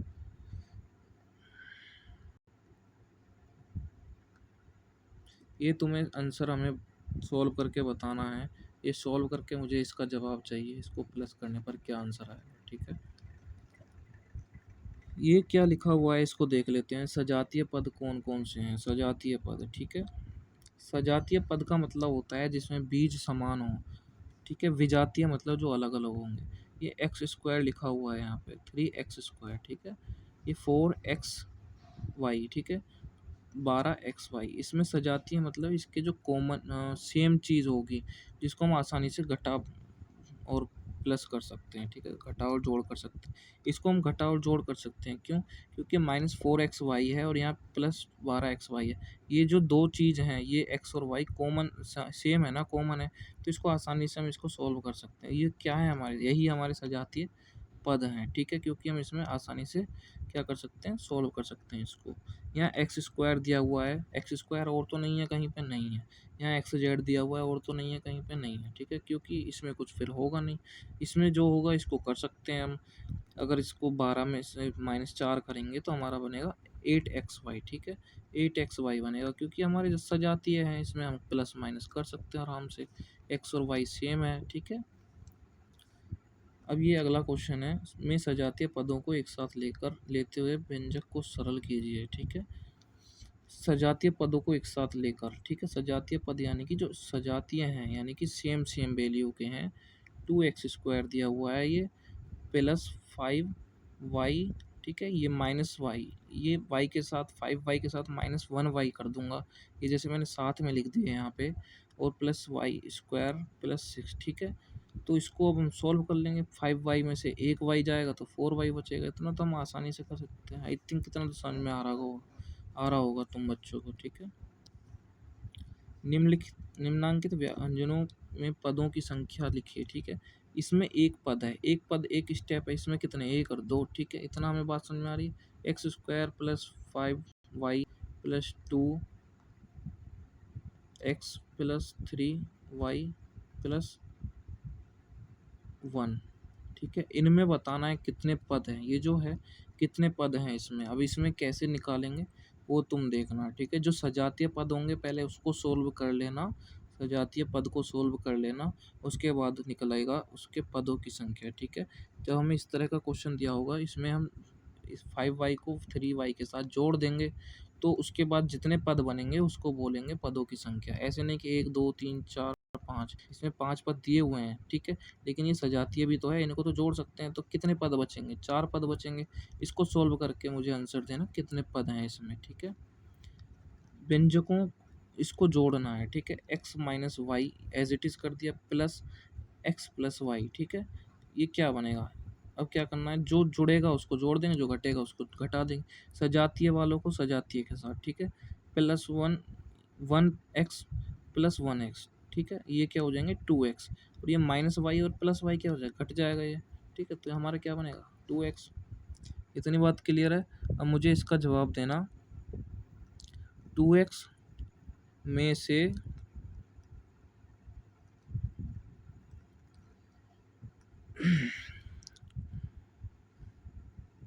5y माइनस 2x घटाएं, ठीक है। इसका मुझे आंसर देना, 2x में से 5y माइनस 2x घटाएं, इसका जवाब देना मुझे। 2x minus 3y plus Z में से x plus 2y minus Z को घटाएं, ठीक है। ये हमारा क्या है, क्वेश्चन है, जैसा मैंने तुम्हें अभी दिया है, ठीक है। अब ये कैसे होगा, ठीक है, जब घटाने की बात होगी तो हम माइनस साइन बाहर लगाते हैं और साइन चेंज हो जाते हैं, जब बाहर साइन आता है तो साइन चेंज हो जाते हैं। जैसे 2x minus 3y plus Z ऐसे सेम एज इट इज़ लिख दिया, ठीक है। x plus 2y minus Z ऐसे एज इट इज़ लिख दिया, लेकिन जो ये साइन है इसको चेंज कर देंगे, जब हम माइनस करते हैं तो ही चेंज होते हैं सिर्फ, ठीक है। प्लस करेंगे तो सेम एज इट इज़ उन्हीं साइन के साथ चेंज प्लस कर देंगे, लेकिन जब माइनस की बात होगी तो हम क्या करेंगे, साइन चेंज कर देंगे। यहाँ प्लस का साइन है तो यहाँ माइनस हो गया, ठीक है। यहाँ प्लस का साइन है, यहाँ माइनस हो गया, यहाँ माइनस है तो यहाँ प्लस हो गया। अब इन साइन के साथ चलेंगे, इन साइन के साथ, ठीक है। इन साइन के साथ चलेंगे, प्लस का जेड प्लस का जेड, ये प्लस का जेड माना जाएगा यहाँ पे, ठीक है। तो 2z हो गया प्लस का, ये माइनस का है, ये माइनस का है, माइनस माइनस क्या होते हैं, प्लस होते हैं, ठीक है। ये माइनस 2y हो जाएगा, यहाँ माइनस 3y, 3 और 2 कितने हो गए 5y माइनस के, ठीक है। साइन किसका आएगा ये हमें ध्यान रखना है, बड़ी संख्या का साइन आता है हमेशा, ठीक है। जब प्लस और माइनस की बात होगी तो माइनस करेंगे, ठीक है। और साइन जिसके साथ होगा, यानी कि हम बड़ों को इज्जत देते हैं, बड़ी संख्या के साथ जोन सा साइन होगा, प्लस का होगा तो प्लस करेंगे आंसर में, माइनस का होगा तो माइनस का साइन लगाएंगे उस संख्या के साथ, ठीक है। बड़ों की इज्जत करते हैं, ठीक है, बड़ों को, बड़ों की इज्जत, ठीक है, रेस्पेक्ट, इसलिए हम बड़ों का जो साइन होगा वही हम रखेंगे, प्लस है तो प्लस, माइनस है तो माइनस, ठीक है। यहाँ माइनस था, प्लस तो हमने कर लिया, माइनस माइनस क्या होता है हम जानते हैं, प्लस है ना। देखो सब माइनस माइनस क्या होता है, इसका नेचर माइनस माइनस क्या होता है प्लस, यानी कि हमें उसको प्लस करना है, ठीक है। प्लस कर दिया, 3 2 हो गया 5। अब हमें साइन किसका रखना है उस नंबर के साथ, बड़ी संख्या का। बड़ी संख्या में अगर -3 है तो 3 कर दिया हमने माइनस का, ठीक है, माइनस कर दिया हमने साइन, आई बात समझ में। ऐसे ही यहाँ पे 2x और यहाँ पे माइनस का साइन है -x, ठीक है। प्लस माइनस कितना होता है माइनस, घटा देंगे इसको, प्लस माइनस क्या होता है माइनस, इसको घटा देंगे प्लस के साथ, इसका साइन कौन सा आएगा, बड़ी संख्या के साथ जो है, ठीक है, उसके साथ साइन लगा देंगे बड़ी संख्या का, बस बात खत्म हो गई। यहाँ प्लस का साइन लगा दिया हमने, इतना हमें समझना है, कोई रॉकेट साइंस नहीं है, बहुत आसान भाषा में समझ रहे हैं, ठीक है। अब मैं थोड़ा समझाना चाह रहा हूँ कि हम साइन चेंज क्यों करते हैं, ठीक है। ये जो हमने साइन चेंज किए थे, ये हम साइन चेंज क्यों करते हैं, घटाने पर ही साइन चेंज क्यों करते हैं। जैसे कि एक्स प्लस वाई, ठीक है, मैं कह रहा हूँ कि इसको घटाना है, ठीक है। जब घटाने की बात होती है तो मैं ब्रैकेट के अंदर लिखूंगा सब कुछ, ठीक है, 2x प्लस वाई, ठीक है, इतना समझ में आ रहा है। जब मैं इसको ब्रैकेट को ओपन करूँगा, ठीक है, एक्स प्लस वाई, जब हम देखो, जब हम कुछ भी करें, ठीक है, लेकिन जब साइन बाहर हो ब्रैकेट के माइनस का, तो हमें साइन चेंज करने हैं ज़रूर। क्यों, क्योंकि जब अंदर साइन मल्टीपल मल्टीपल होता है ना, ये मल्टीपल होगा तो क्या होगा, साइन चेंज हो जाएगा। मान लो यहाँ पे गुना का साइन है, ठीक है, माइनस माइनस की मल्टीप्लाई इसमें होगी, ठीक है, 2x हो जाएगा, ठीक है, -2x, माइनस की मल्टीप्लाई यहाँ होगी, माइनस प्लस कितना हो जाएगा माइनस। आई बात समझ में, अब क्यों साइन चेंज करते हैं, जो प्लस का साइन था वो माइनस हो गया, प्लस का साइन था माइनस हो गया, अगर माइनस होता तो उसको प्लस कर देते, क्योंकि माइनस माइनस प्लस हो जाता है ना। अब तो कोई डाउट नहीं है कि हम साइन चेंज क्यों करते हैं, तो इसको आसानी से सोल्व कर देंगे। अब ये प्लस माइनस ये सजाती सजाती को सोल्व कर देंगे, जो सेम सेम होगा, plus minus plus x minus 2x कितना हो जाएगा, प्लस माइनस माइनस करना है, यानी कि प्लस माइनस कितना होता है, प्लस माइनस क्या होता है माइनस, यानी कि माइनस करना है। है ना, माइनस कर देंगे, कितना बचेगा, एक एक्स बचेगा। अब साइन किसका आएगा, बड़ी संख्या का, बड़ी संख्या के साथ क्या है माइनस, माइनस कर देंगे, प्लस होता तो प्लस कर देते, ठीक है। अब यहाँ क्या है प्लस वाई और यहाँ माइनस वाई, ये कट जाएगा, सेम है, ठीक है। इस तरह से हमें समझना है चीज़ को। तो हम थोड़ा जल्दी जल्दी करने की कोशिश करेंगे अब थोड़ा, ठीक है। इसको सॉल्व कर लेंगे भाई। इसको कैसे सॉल्व करेंगे, ये हमें इक्वेशन दी हुई है, इसको सरल सरल करने को बोल रहा है। ये इसका मतलब है कि बाहर मल्टीप्लाई, ठीक है, एक्स की मल्टीप्लाई इन दोनों में करनी है, वाई की मल्टीप्लाई इसमें करनी है, जेड की इसी तरह से इसमें करनी है। अगर यहाँ माइनस का साइन होता तो ठीक है, बाहर प्लस का साइन है, अगर यहाँ माइनस का साइन होता तो अंदर इसकी इसके साथ मल्टीप्लाई होती और साइन चेंज हो जाते। मैंने बताया अगर ब्रैकेट के बाहर कोई साइन चेंज करना है, माइनस का साइन है तो अंदर मल्टीप्लाई करेंगे तो क्या हो जाएगा, उसको सॉल्व करने पर साइन चेंज हो जाएंगे अंदर के। एक्स वाई क्या हो जाएगा, एक्स वाई, एक्स की मल्टीप्लाई माइनस वाई हो जाएगा, ठीक है, माइनस एक्स वाई। इस तरह से इनको सबको सॉल्व करेंगे, देखना इसको, पढ़ना समझना, ठीक है। जैसे जेड एक्स हो जाएगा तो जेड एक्स हो जाएगा प्लस जेड एक्स, और प्लस जेड माइनस वाई होगा तो माइनस जेड वाई हो जाएगा। क्यों, प्लस माइनस क्या होगा, माइनस साइन। अब जो अंदर साइन है वो तो साइन ही रहेगा वही, ठीक है, प्लस हो चाहे माइनस हो, लेकिन जो बाहर होता है तब तब माइनस, अगर यहाँ माइनस होता तो माइनस माइनस क्या हो जाता है, यहाँ प्लस हो जाता, ठीक है, साइन चेंज हो जाता ना। क्लियर है बात। अब इसको सॉल्व करना है नॉर्मली। अब जो चीज़ सेम होगी, जो सजातीय होगी, ठीक है, एक्स वाई है इसके अलावा कहीं पे, एक्स वाई देखो आगे हो या पीछे हो कोई दिक्कत नहीं है, यहाँ एक्स वाई है, यहाँ वाई एक्स लिख रहा है, आगे पीछे हम लिख सकते हैं, ठीक है, कोई दिक्कत नहीं है। इसको हम एक्स वाई भी लिख सकते हैं इस तरह से, ठीक है। तो ये क्या है, कट जाएगा, कट गया ना, क्योंकि हम गुणा कर रहे हैं ना। अब 2 गुना 3 लिखो या फिर 3 गुना 2 लिखो, बात तो वही है, ठीक है, या फिर एक्स वाई लिखो या वाई एक्स लिखो, वैल्यू तो सेम है ना। अब एक्स जेड लिखा है, यहाँ पे जेड एक्स लिखा है, ठीक है, घबराना नहीं है, इस चीज़ को समझना है, ठीक है। प्रैक्टिस से ही सब कुछ होगा, तो प्रैक्टिस करेंगे तो थोड़ा इसको खुद से भी लगा के देखना। ये कट जाएगा, वाई जेड है या माइनस जेड वाई है तो ये कट जाएगा, क्या बचेगा, जीरो बचेगा, कुछ नहीं बचा हुआ, ठीक है। अब जैसे इसमें थोड़ा चेंजेस भी कर दिया है, नेक्स्ट लाइन में थोड़ा समझा दिया है, एक्स वाई इस तरह से है तो यहाँ पे क्या कर दिया है, ये माइनस वाई एक्स लिखा हुआ है तो यहाँ सीधा कर दिया है इसको अगली लाइन में, ठीक है। इससे एक लाइन और बढ़ा देंगे, जब हम उत्तर अपनी कॉपी में लिखेंगे तो इसको एक लाइन एक्सटेंड कर देंगे इसको, ठीक है, एक्सपेंड कर देंगे, ताकि क्वेश्चन थोड़ा बड़ा हो जाए, एक्सप्लेन हो जाए। संख्या 4 के सभी अपवर्त्य लिखिए जो 35 से कम हो। अब देखो किस तरह से करने हैं, संख्या 4 के अपवर्त्य यानी कि मल्टीपल लिखने हैं, ठीक है, क्या लिखने हैं, मल्टीपल बताने हैं, ठीक है, जो 35 से कम हो। 4 दूनी 8, 4 तिया 12, 4 चौक 16, 4 पंजे 20, 4 6 24, 4 7 28, 4 8 32, 4 9 36, ठीक है। 36 क्या है, 35 से ज़्यादा है, लेकिन ये 35 से कम की बात कर रहा है, ठीक है। 35 से कम क्या है हमारे, ये है, ठीक है। 40 से कम की बात करता तो यहाँ पे 36 भी आ जाता, ठीक है। 40 से कम, ठीक है, 40 तक की बात करता तो 40 भी आ जाता उसमें। 40 से कम की बात करता तो 40 नहीं लिखते, देखो 40 से कम, ठीक है। 40 से कम का मतलब है कि 40 से नीचे, 40 नहीं होना चाहिए, 4 धाम 40 तो हो रहा है, 40 4 का क्या है, मल्टीपल है, ठीक है। 40 4 का क्या है, मल्टीपल है एक, ठीक है। तो क्या करते, 40 से कम की बात करते तो हम कम करते, अगर ये कहता है 40 तक, ठीक है, 40 तक की बात करते तो हम 40 भी ऐड कर देते, इतना बात हमें समझना है, ठीक है। 96 के किन किन संख्याओं का अपवर्त्य है, 96 किन किन संख्याओं का, 96 किन किन संख्याओं का अपवर्त्य है, ठीक है।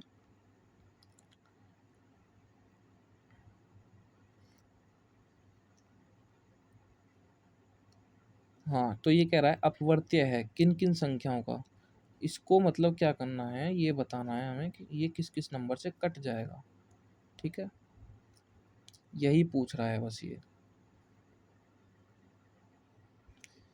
96 किन किन संख्याओं का अपवर्त्य है, अच्छा ठीक है, ये कह रहा है कि हम जब अपवर्त्य निकालेंगे 96 से नीचे किसी संख्या का तो उनका मल्टीपल करेंगे जब, तो 96 किस किस संख्या के मल्टीपल्स में आएगा, ठीक है। तो हम इसमें क्या करेंगे जनरली, इसमें क्या करेंगे, हम इसका अपवर्तक निकाल लेते हैं कि 96 किन किन नंबरों से कट रहा है, ठीक है। इसका उल्टा कर देंगे, अपवर्त्य पूछ रहा है लेकिन हम इसका अपवर्तक निकाल देंगे कि किन किन संख्याओं से अपवर्त्य है, यानी कि किन किन संख्याओं से विभाज्य है, ठीक है। इसलिए हमने ये निकाल दिया, ये सारे इन नंबरों से विभाज्य है, ठीक है। 36 के अपवर्तक ज्ञात कीजिए, अपवर्तक इस तरह से हमने ये निकाल दिए। जैसे ये निकाले इस तरह से ही अपवर्तक निकाल दिए।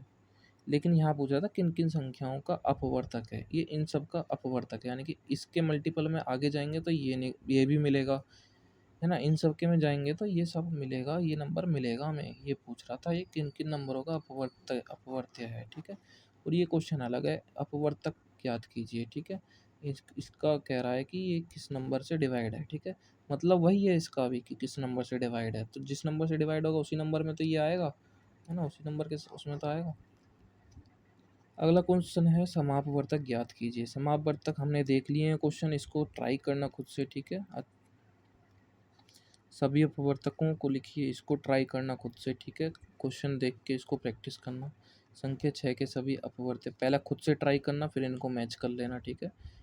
संख्या 6 के सभी अपवर्त्य यानी कि क्या करना है, अपवर्त्य मतलब उसके मल्टीपल बताने हैं, 6 का मल्टीपल, ठीक है, जो 50 से कम होगा, ठीक है, 48 तक बता देंगे। प्रथम 4 अपवर्त्य लिखिए, ठीक है। प्रथम 4 अपवर्त्य, इन देखो इस क्वेश्चन को तुम खुद से सॉल्व करना, ठीक है। ईमानदारी से सॉल्व करना, चीटिंग मत करना, ठीक है। बाद में इसके आंसर चेक कर लेना, ठीक है, फिर मुझे बताना कि तुमने ये सॉल्व किया है खुद से, ठीक है। क्वेश्चन नंबर इसको भी खुद से करना।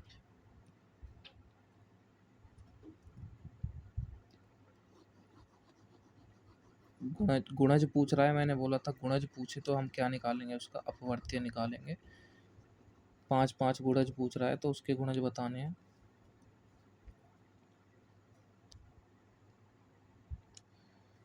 ठीक है। इसको खुद से सॉल्व करना, ठीक है। जो खुद से सॉल्व करने हैं प्रैक्टिस करोगे तो समझ में आएगा, जो नई चीज़ समझ में आएगी वो मैं बताऊंगा, ठीक है। इसको नॉर्मली हम सॉल्व कर सकते हैं, पहले ब्रैकेट के अंदर की चीज़ सॉल्व करेंगे, ठीक है। 18 माइनस 3 कितना होगा, 15, ठीक है। 9 दूनी 18 हो जाएगा, ठीक है। इसको प्लस कर लेंगे आसानी से, फिर इसको सॉल्व कर लेंगे। 18 में से 6 गया, कितने बचे, 12, और 12 15 कितने हो गए, 27 हो गए, ठीक है। इस ऐसे ही इस तरह को सॉल्व, इस क्वेश्चन को सॉल्व करेंगे, खुद से ट्राई करना इसको। सीधी रेखा किसे कहते हैं, दो बिंदुओं के बीच की दूरी, सबसे छोटी दूरी सरल रेखा कहलाती है, ठीक है। सीधी या सरल रेखा कहलाती है। वक्र रेखा किसे कहते हैं, जो रेखा सीधी ना होकर टेढ़ी मेढ़ी होती है उसे वक्र रेखा कहते हैं, ठीक है। कर्व बोलते हैं इसको, कर्व रेखा, कर्व लाइन, कर्व बोलते हैं इंग्लिश में, ठीक है, कर्व। पटरी तथा प्रकार की सहायता से 120 डिग्री का कोण बनाइए, ठीक है। पटरी और स्केल और प्रकार की सहायता से उचित नाप से एक रेखा बी से, रेखा बै से, बै से खींची, हमने एक लाइन खींची यहाँ से यहाँ तक। बै को केंद्र मानकर कोई ऊंची त्रिज्या का को लेकर एक चाप कै और ख खींची, ठीक है। बै को केंद्र मानकर हमने क्या किया, कोई उचित त्रिज्या को लेकर एक चाप कै और ख खींचा, ठीक है। हमने थोड़ी त्रिज्या ली है, उसको हम क्या करेंगे, कै और ख इस तरह से खींच दिया। क्लियर बात। बै खींचा जो बेस है रेखा के, बिंदु ख पर काटती है, ठीक है, यहाँ से इस तरह से। फिर बै ख के बराबर दूरी लेकर, बै और ख के बराबर दूरी लेकर ख को केंद्र मानकर, ठीक है, इसको ख पर रखेंगे, फिर ख को केंद्र मानकर फिर हम ऐसे काटेंगे, ठीक है। अब जिस बिंदु से वो काटेगा उसको क्या लगा देंगे, चाप लगा देंगे उसमें। फिर देखो इस तरह से यहाँ, यहाँ से करेंगे, यहाँ पॉइंट रख के, तो ये इस तरह से कटेगा इस पॉइंट पे, ठीक है। ये हमारा बनेगा 60 डिग्री का कोण, ठीक है। फिर जब 120 की पूछा यानी कि इससे दुगना, फिर यहाँ रख के हम इस पॉइंट पे रख के जहाँ ये कट रहा था, ठीक है, उस पॉइंट पे रख के हम क्या करेंगे, इसको स्केल करेंगे तो यहाँ ऐसे कटेगा, ये 120 हो जाएगा इसका दुगना, ठीक है। 180 पूछेगा तो यहाँ रख के फिर उतना ही दूरी का, ठीक है, यहाँ करेंगे तो यहाँ कट के आएगा, 180 हो जाएगा, ऐसे आगे कट होगा, ठीक है। इस तरह से सोल्व होंगे इस इस तरह के प्रश्न, ठीक है। इसको पढ़ लेना सबको, ठीक है। पटरी और प्रकार की सहायता से 90 डिग्री का कोण बनाना है। 90 डिग्री का कोण बहुत सीधा वाला जो होता है राइट एंगल, उसको बोलते हैं, ठीक है, इसको पढ़ लेना। आयत किसे कहते हैं, उस समकोण चतुर्भुज को जिसकी आमने सामने के भुजाओं का माप एक समान होता है, ठीक है। आमने सामने की भुजाएं क्या है, समान है, और चारों कोण समकोण होते हैं, समकोण मतलब 90 डिग्री के होते हैं, उस आकृति को आयत कहते हैं। वर्ग किसे कहते हैं, किसी चतुर्भुज जिसकी चारों भुजाओं का माप एक समान हो। इसमें आमने सामने की भुजाएं समान थी, ठीक है, और इसमें क्या होगा, चार भुजाएं समान होंगी, ठीक है। चारों भुजाओं का कोण 90 डिग्री होगा, चतुर्भुज वर्ग कहलाएगा, ठीक है। समांगी रेखाएं कनकरंट रेखाएं, एक ही तल में स्थित वे रेखाएं जो एक एक ही बिंदु पर प्रतिच्छेदित हों, संगामी रेखा, ठीक है, संगामी बोलते हैं। या तीन से अधिक रेखाओं को संगामी रेखा कहते हैं, ठीक है। यदि एक ऐसा बिंदु हो जो उन सभी रेखाओं पर हो, ठीक है, उनके इस सर्वनिष्ठ बिंदु को संगामी बिंदु कहते हैं, कनकरंट पॉइंट कहते हैं। संगामी मतलब कि जैसे कोई दो रेखाएं हैं जो इस तरह से एक ही पॉइंट पर काटेंगी, ठीक है, वो कभी नहीं काटेंगी, सिर्फ एक ही पॉइंट पर काटेंगी और कभी नहीं काटेंगी वो, ठीक है, ऐसे सीधी जाएगी वो, सिर्फ दूर होती जाएंगी यहाँ से, और यहाँ इस पॉइंट पे काटा है इसने, क्या होंगी ये संगामी रेखाएं, ठीक है। इतना हमें समझ में आ गया। विषमबाहु त्रिभुज से आप क्या समझते हैं? विषमबाहु त्रिभुज मतलब जिसकी त्रिभुज की तीन भुजाएं होती हैं, ठीक है, जिस त्रिभुज की तीनों भुजाएं की लंबाई अलग अलग होती है उसे विषमबाहु त्रिभुज कहते हैं। विषम मतलब, समबाहु मतलब समान, ठीक है, जिसकी तीनों भुजाएं समान हो उसे समबाहु त्रिभुज। विषमबाहु मतलब जिसकी तीनों भुजाएं विषम हो, विषम मतलब अलग अलग, ठीक है। समद्विबाहु मतलब, समद्विबाहु जिसकी दो भुजाएं समान हो, ठीक है, और तीसरी अलग हो, ठीक है, ये इसका एक हो गया, इसका एक हो गया, इसका दो मान लो, ठीक है, इसका दो मान लो, तो ये क्या है, समद्विबाहु। समबाहु त्रिभुज, अभी समबाहु का बात कर रहा है, ठीक है, समबाहु मतलब जिसकी तीनों भुजाएं समान हो, ठीक है, ये हम पढ़ लेंगे इसको। समत्रिबाहु भी बोलते हैं। त्रिज्य खंड क्या है? वृत्त की दो त्रिज्याओं तथा एक चाप से बनी बंद रेखा आकृति त्रिज्य खंड कहलाती है। त्रिज्य खंड, ठीक है, समझ लेते हैं इसको, सेक्टर को। जैसे कि वृत्त की दो, ठीक है, ये वृत्त है, एक त्रिज्या हमारी ये हो गई, यहाँ ये सेंटर है, एक त्रिज्या ये हो गई, ठीक है, ये त्रिज्या है। ये कह रहा है कि जो चाप खींचा है हमने, ठीक है, ये दो त्रिज्याओं से बंद किसी चाप को, ठीक है, एक चाप से बनी बंद आकृति, दो त्रिज्याओं तथा एक चाप, दो त्रिज्याएं हैं, ठीक है, और इस चाप से, इसे बोलते हैं चाप, ठीक है, क्या बोलते हैं? चाप, आर्क बोलते हैं इसको, ठीक है, आर्क बोलते हैं इंग्लिश में। तो ये जो आकृति बनी है इसे हम क्या कहते हैं? त्रिज्य खंड। ये छोटा त्रिज्य खंड है, और ये भी तो ऐसे ही है, ये भी तो चाप है, ठीक है, और ये क्या है? हमारी त्रिज्या, तो ये क्या है? हमारा बड़ा सेक्टर हो जाएगा ये, ठीक है, ये क्या हो जाएगा? बड़ा सेक्टर, यानी कि बड़ा त्रिज्य खंड। ये छोटा त्रिज्य खंड हो जाएगा, ये बड़ा त्रिज्य खंड हो जाएगा। आई बात समझ में? इसको बोलते हैं त्रिज्य खंड।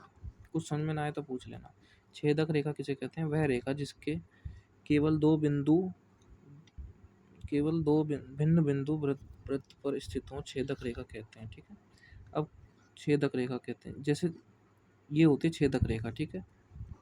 छेदक रेखा का मतलब कोई लाइन जो बिंदु इसको काट के जाए, इसे बोलते हैं सेकंड। कहीं से भी काट के जाए, ऐसे काट के जाए, ऐसे काट के जाए, इसे बोलते हैं सेकंड, ठीक है।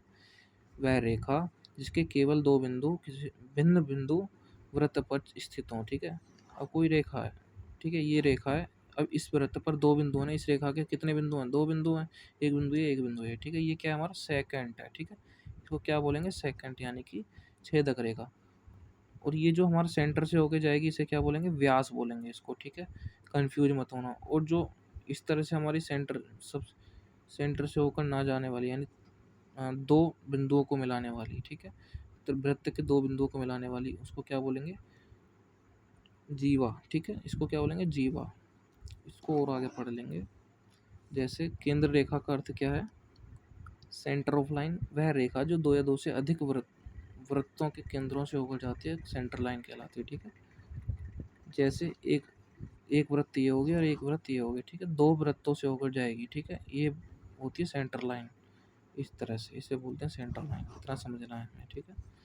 वह रेखा जो दो या दो से अधिक वृत्तों के केंद्रों से होकर जाए, केंद्र रेखा कहलाती है। उभयनिष्ठ जीवा क्या है? कॉमन कोड किसे कहते हैं? जब दो वृत्त एक दूसरे को दो बिंदुओं पर प्रतिच्छेद करते हैं, उभयनिष्ठ कॉमन रेखा कहलाती है, ठीक है।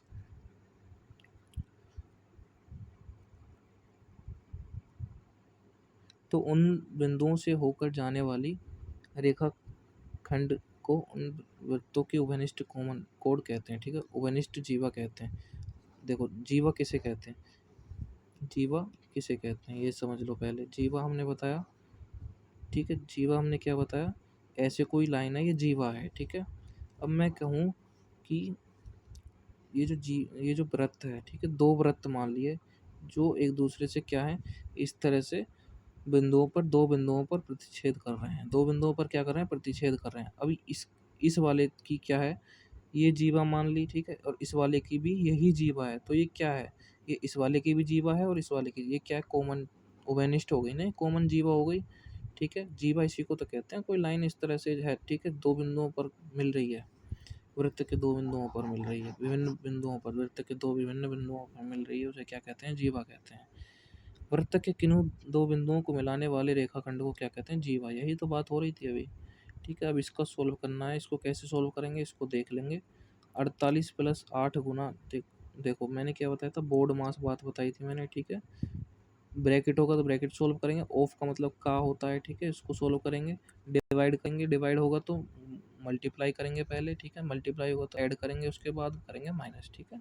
और यहाँ क्या है, अब मान लो कि इसको हम प्लस कर दें पहले, तो हमारा आंसर गलत आएगा, ठीक है। तो हमें क्या करना है, मल्टीप्लाई दिया हुआ है पहले, तो हम इसका मल्टीप्लाई ऐसे सॉल्व करते हैं, इसको पहले हमने मल्टीप्लाई किया तो हमारा 6 आ गया। उसके बाद हम चाहे प्लस करें या माइनस करें, कोई दिक्कत नहीं है, ठीक है। इन दोनों का नेचर सेम होता है, ठीक है, इन दोनों का नेचर सेम होता है, मतलब कि इसको चाहे आगे पहले लिख लें या बाद में, कोई दिक्कत नहीं है, ठीक है। पहले सॉल्व करें बाद में, लेकिन ये प्लस, ये गुणा और भाग वाले दिक्कत कर जाते हैं, इसलिए हमें ध्यान रखना है। भाग या गुणा पहले आता है तो उसको इसके अकॉर्डिंग करना है सॉल्व, ठीक है, बोर्ड मास का ध्यान रखना है। इस तरह से हमारा 49 आंसर आ जाएगा। 2x - 2x² माइनस, देखो माइनस बाहर है ब्रैकेट के, तो हम क्या करेंगे, इसके अंदर जब ब्रैकेट ओपन करेंगे तो साइन चेंज हो जाएंगे, ध्यान रखना। देखो माइनस है यहाँ पे, माइनस माइनस क्या हो जाएगा, प्लस हो गया, है ना। यहाँ क्या है, प्लस है, तो यहाँ का साइन क्या हो जाएगा, माइनस में चेंज हो जाएगा, प्लस माइनस माइनस में आ गया अंदर, ठीक है। -2x² plus x²। अब देखो -2 और +1 यानी कि -2 और +1 क्या होगा, दो में से एक जाएगा ना, प्लस माइनस क्या हो जाएगा, माइनस, दो में से एक जाएगा तो एक बचेगा। साइन किसका है, माइनस का, क्योंकि बड़ी संख्या का साइन है, ठीक है। और यहाँ पे क्या बचा, -4x, तो -4x लिख दिया। 150 का 12% कितना होगा, कैसे निकलेगा, 150 का, जब 150 का बात हो रही है, का मतलब गुणा 12%, यानी कि परसेंट को हम ऐसे चेंज कर देंगे, सॉल्व कर देंगे अब इसको, ठीक है। 50 दूनी 100, 50 तिया 150, ठीक है, 2 छिक्के 12, 6 तिया 18, कितना हो गया, 18 आंसर, ठीक है, 18 रुपये। आई बात समझ में, इस तरह से सॉल्व करेंगे सबको। 12 के अपवर्तक पूछ रहा है, अपवर्तक बता देंगे कि 12 किस किस नंबर से डिवाइड है, 1 से, 2 से, 3 से, 6 से और 4 से, ठीक है। 4 तिया 12, 6 से, 6 दूनी 12 और 12 से। क्लियर बात, अपवर्तक पूछा था, अपवर्तक बता दिया हमने। समतल में स्थित एक बिंदु से होकर कितनी रेखाएं खींची जा सकती हैं, अनेक रेखाएं।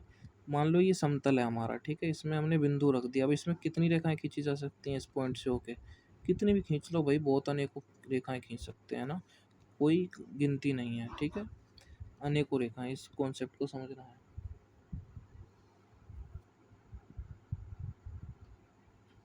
9 एवं 15 के समापवर्तक बताइए, ठीक है। 9 और 15 के अपवर्तक पहले निकाल लेते हैं। 9 का अपवर्तक क्या है, अपवर्तक की बात होती है जो इसको डिवाइड कर दे नंबर, ठीक है, 1 3, ठीक है, 1 3 और 9, और कोई नंबर नहीं उसको डिवाइड करेगा, यही है।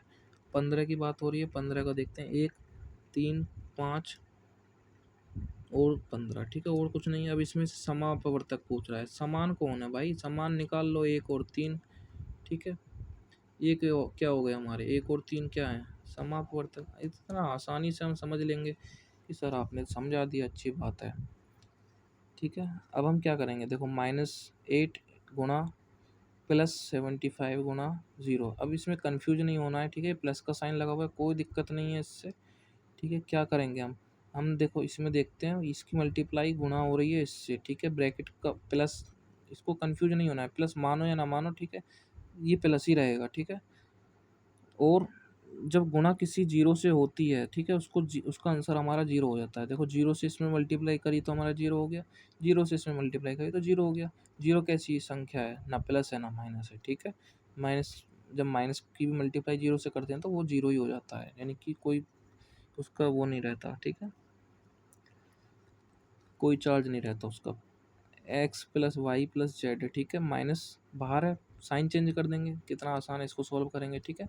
-x हो जाएगा यहाँ पे, जब साइन चेंज होगा तो इसको -x कर दिया भाई, देखो इसने ब्रैकेट हटा दिया लेकिन इसने साइन चेंज नहीं किए, ठीक है, मतलब साइन चेंज कर दिया और ब्रैकेट भी नहीं हटाया, ठीक है। ब्रैकेट हटा देंगे इसको और साइन चेंज हो गई है हमारे, यहाँ माइनस हो गया, प्लस हो गया, यहाँ पे माइनस का साइन चेंज करके minus minus plus, minus plus minus, ठीक है, इस तरह से। अब क्या करना है, सजातीय विजातीय देखना है, ठीक है। एक्स प्लस एक्स और माइनस एक्स कट जाएगा, प्लस एक्स प्लस वाई कितना हो गया 2y, plus Z minus Z cut जाएगा, ठीक है, क्या बचा 2y। 240 लीटर का 10% कितना होगा, 240 लीटर का 10%, 240 जब का 10%, ठीक है। 10% को ऐसे लिखेंगे, जैसे जी कट गया, कितना बचा 24। आसान है ना। कितना रह गया अब हमारा, 31 पेज। तो काफ़ी कुछ रह गया है अभी हमारा, ठीक है। अगला क्वेश्चन देखते हैं। आयताकार बगीचे की लंबाई एवं चौड़ाई में अनुपात 5:3 है, ठीक है। लंबाई कितनी है 5, चौड़ाई कितनी है 3, ठीक है। यदि आयताकार बाग का क्षेत्रफल 1500 वर्ग फीट है, हमें ये अनुपात दिया हुआ है, तो हम इसको 5x/3x मानेंगे, ठीक है। क्या मानेंगे, 5x/3x, ठीक है। जैसे हमने यहाँ माना हुआ है, माना लंबाई 5x चौड़ाई 3x है, और जो क्षेत्र आयतन का क्षेत्रफल है, क्षेत्रफल का मतलब है लंबाई गुना चौड़ाई। हमने देखा है, हमने पढ़ा है पिछली क्लास में, लंबाई गुना चौड़ाई क्या हो जाएगा हमारा क्षेत्रफल, ठीक है। इनकी मल्टीप्लाई करेंगे तो क्या हो जाएगा 5x/3x, ठीक है। जब हम x की गुणा x में करते तो हमारा होता है एक्स स्क्वायर, यानी कि एक्स स्क्वायर एक्स की पावर 2, ठीक है। 5×3 = 15 हो जाएगा, एक्स स्क्वायर हो जाएगा 15, एक्स स्क्वायर किसके बराबर हो जाएगा 1500 के। 15 एक्स स्क्वायर का वैल्यू हमें 1500 दी हुई है। इसको सोल्व करके हम क्या निकालेंगे, एक्स की वैल्यू निकालेंगे, ठीक है। 15 से 15 कट जाएगा, ठीक है, क्या बचेगा 100। 15 से 15 बार में कटेगा, 100 बचेगा, और एक्स स्क्वायर को हटाने पर जो हम इसमें क्या करेंगे, अंडर रूट लगा देंगे। अंडर रूट से एक्स बाहर आ जाएगा, और ये 10 का स्क्वायर होता है, ठीक है। स्क्वायर मतलब वर्ग होता है, 10 गुना 10 यानी कि 100, ठीक है। अब इस पर मैं अंडर रूट लगा दूँ तो इसमें से क्या पेयर निकलेगा, 10 ही तो निकलेगा, ठीक है। इस तरह से हमें समझना है इस चीज़ को। 10 हो गया। लंबाई कितनी दी हुई थी, देखो एक्स की वैल्यू हमारी कितनी आई है 10 आई है। अब ये कह रहा है कि 12 फीट जो है वो तारों को लगाने के लिए कितना खर्च आएगा, ठीक है, जबकि तार का मूल्य 12 फीट है। अब जो तार कहाँ लगेगा, क्षेत्रफल में थोड़ी ना लगेगा, इसमें लगेगा परिमाप में, ठीक है। जो इसका पेरीमीटर है परिमाप है। परिमाप क्या होता है, 2 ब्रैकेट का l प्लस बी, हमने ये देखा है, ठीक है। अब हमें l और b की वैल्यू निकालनी है पहले। l और b यानी कि लंबाई गुना चौड़ाई, लंबाई और चौड़ाई की वैल्यू, ठीक है। लंबाई यानी कि 5x थी, ठीक है, 5x माना था हमने, 5x, ठीक है। चौड़ाई कितनी है 3x। अब हम 10 की जो मल्टीप्लाई है हम इसमें 5x में कर देंगे, यानी 5x की जगह पे हम 10 रख देंगे।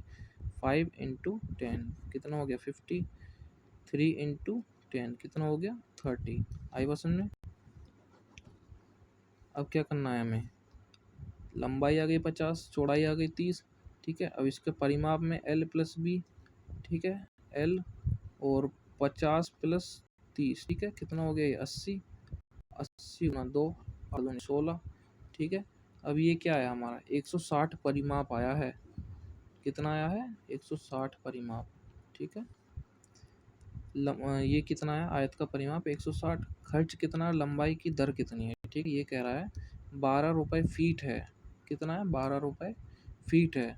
तो 1 फीट में 12 रुपये लग रहा है, तो हमारे पास कितना फीट है 160 फीट है, क्योंकि हमारा जो जितना भी लंबाई चौड़ाई माप रहे हैं वो फीट में है, क्योंकि ये इसका क्षेत्रफल फीट में दिया हुआ है, वर्ग फीट, ठीक है। वर्ग मतलब फीट स्क्वायर। मैंने क्या बताया था, मात्रक का भी जब हम मल्टीप्लाई करते हैं तो मात्रक का स्क्वायर भी बन जाता है। ऐसे ही फीट इंटू फीट, यानी कि लंबाई फीट में होगी, चौड़ाई फीट में होगी, जब इसका मल्टीप्लाई होकर क्षेत्रफल निकला है तो ये भी फीट स्क्वायर ही होगा, ठीक है। इस तरह से हम समझेंगे बातों को।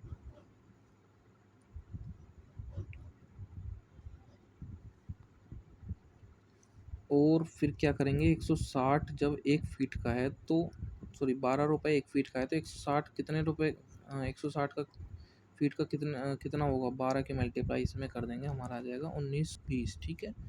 1920 हमारा आंसर आ जाएगा।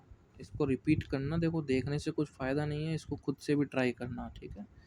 एक बगीचे की लंबाई 115 मीटर है, चौड़ाई इतना है, ठीक है, 45 मीटर। तो बगीचे को चारों ओर घेरने के लिए कितने मीटर तार चारों ओर घेरने का मतलब क्या हमारा परिमाप, ठीक है। लंबाई दी हुई है और एल प्लस बी फॉर्मूला लगा देंगे, आसानी से हमारा क्या आ जाएगा, निकल जाएगा आंसर। इसको खुद से ट्राई करना भाई, इसको आसानी से कर लेंगे, ट्राई करना, ठीक है। 8 के 5 अपवर्त्य पूछा है, अब ट्राई करना। अपवर्त्य मतलब इसके मल्टीपल्स, ठीक है, मल्टीपल बताने हैं। इसमें क्या है, 3 ABC minus 2 AB² minus 5 ABC plus, इसको सरल करना है, ठीक है। जो भी हमारे क्या है सजातीय मतलब सेम सेम वैल्यू के ए बी सी यहाँ पे, ठीक है। 3 और -5 यानी कि -5 में से 3 प्लस करूँगा, -5 में मान लो -5 में 3 प्लस करूँ तो कितना होगा, माइनस का 2 होगा ना।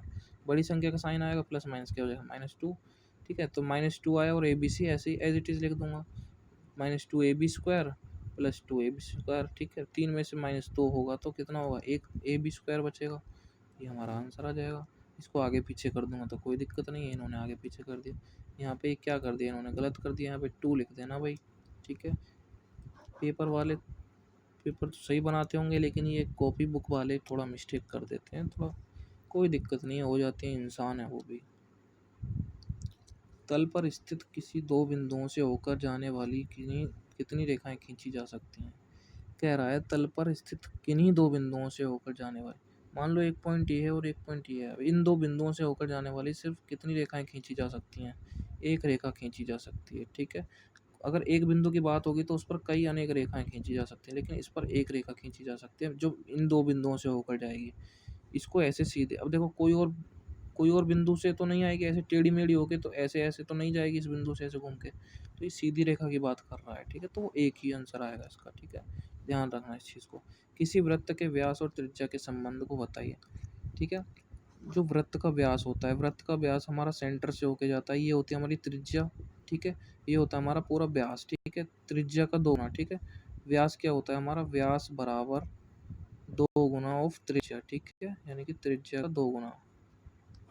इसको याद रखना है, ये हो गया हमारा त्रिज्या, आर को रेडियस बोलते हैं इसको, आर से, ठीक है, रेडियस ये और ये, यानी कि ये क्या है हमारा, ये जो डायामीटर बोलते हैं इंग्लिश में, ठीक है, ये क्या है हमारा डायामीटर, ठीक है। ये जो है डी बराबर 2r हो गया ना। अब इसको क्या लिख सकते हैं, आर 2 को नीचे कर दूँ इसके तो क्या हो जाएगा, d/2 हो जाएगा, है ना, d/2 यानी व्यास अपॉन व्यास बटे 2। क्लियर बात, इतना समझ में आया। 15 के अभाज्य गुणनखंड बता दिए मैंने, अभाज्य यानी कि जो किसी और को फैक्टर ना हो उसका अभाज्य मतलब पता ही है तुम्हें। इसमें क्या जोड़ें कि योगफल इतना आ जाए, ठीक है। इसमें क्या जोड़ना है, मान लो कि x माइनस क्या करना है, ठीक है, देखते हैं। माना x माइनस वाई में m जोड़ दिया हमने, ठीक है, क्या जोड़ दिया, m की वैल्यू निकालनी है, अब हमें जो m की वैल्यू होगी वही हमारा आंसर होगा, ठीक है। माना हमने क्या, मैंने m जोड़ दिया, अब ये जो है चीज़ को मैं इधर ले जाऊंगा, ठीक है, m को यहीं रहने दूंगा, इसको इधर ले जाऊंगा इसके बराबर में, ठीक है। मैंने क्या किया, x minus y plus m, इसको जोड़ा तो क्या आया मुझे, ये योगफल मिल रहा है, ठीक है। अब मैं क्या करूँगा, इसको इधर ले जाऊँगा, इधर ले जाने पर बराबर के साइड में, यानी कि ये होता है LHS, ये होता है RHS, यानी कि बायां बायां तरफ दायां तरफ, ठीक है, बाईं साइड और दाएं साइड, ठीक है। तो इसको क्या करेंगे, जब हम इसको इधर ले जाऊँ या इसको इधर ले जाऊँ तो साइन चेंज हो जाते हैं, ये हमें ध्यान रखना है, ठीक है। पिछली क्लास में हमने इसके बारे में जान लिया है, ठीक है। जैसे प्लस में है ये, यहाँ जाके क्या हो जाएगा, माइनस में हो जाएगा, ठीक है, यहाँ जाके माइनस में हो जाएगा, ये माइनस में हो गया, ये एज इट इज़ लिखा हुआ है यहाँ पे, ठीक है, ये इसके साथ है ना, ये ऐसे लिखा हुआ है, इधर होगा तो माइनस में हो जाएगा, ये माइनस वाई है तो इधर हो गया प्लस में हो गया, ठीक है। सजातीय और विजातीय सजातीय जो हैं उनको कर लेंगे सॉल्व। 2x माइनस 1x कितना हो गया, x बचा, ठीक है, ये और ये कितना हो गया 2x, ठीक है। आंसर हमारा ये हो जाएगा, यानी कि हमें ये जोड़ना है तो हमारा क्या हो जाएगा, आंसर ये बनेगा। जब हम इसमें ये जोड़ेंगे तो हमारा ये आएगा, जोड़ के देख लो भाई, x और x कितना हो गया 2x और 2x हो गया, ठीक है, और 2y में माइनस वाई करूँ तो कितना हो जाएगा, यानी जोड़ना ही तो है, माइनस वाई करूँ तो y हो जाएगा प्लस के साइन के साथ। किसी चतुर्भुज की चारों भुजाएं बराबर हों, प्रत्येक कोण 90 डिग्री हो, तो ऐसे चतुर्भुज को क्या कहेंगे, जब चारों भुजाएं बराबर हैं और 90 डिग्री के कोण हैं, इसे वर्ग कहेंगे, ठीक है, चतुर्भुज को वर्ग कहेंगे। दो संख्याओं का मैस है 16 है, उनका गुणनफल 6400 है, तो उनका एलसीएम ज्ञात कीजिए। ठीक है, ये जो होता है एलसीएम एचसीएफ, ठीक है, हाईएस्ट कॉमन फैक्टर। देखो, मैस है गुना लेस है, यानी कि दो संख्याओं का मैस है और लेस है। ठीक है, कोई दो संख्या उनका मैस है और लेस है, क्या होगा, उनका गुणनफल जो है वो दोनों संख्याओं के गुणनफल के बराबर होगा।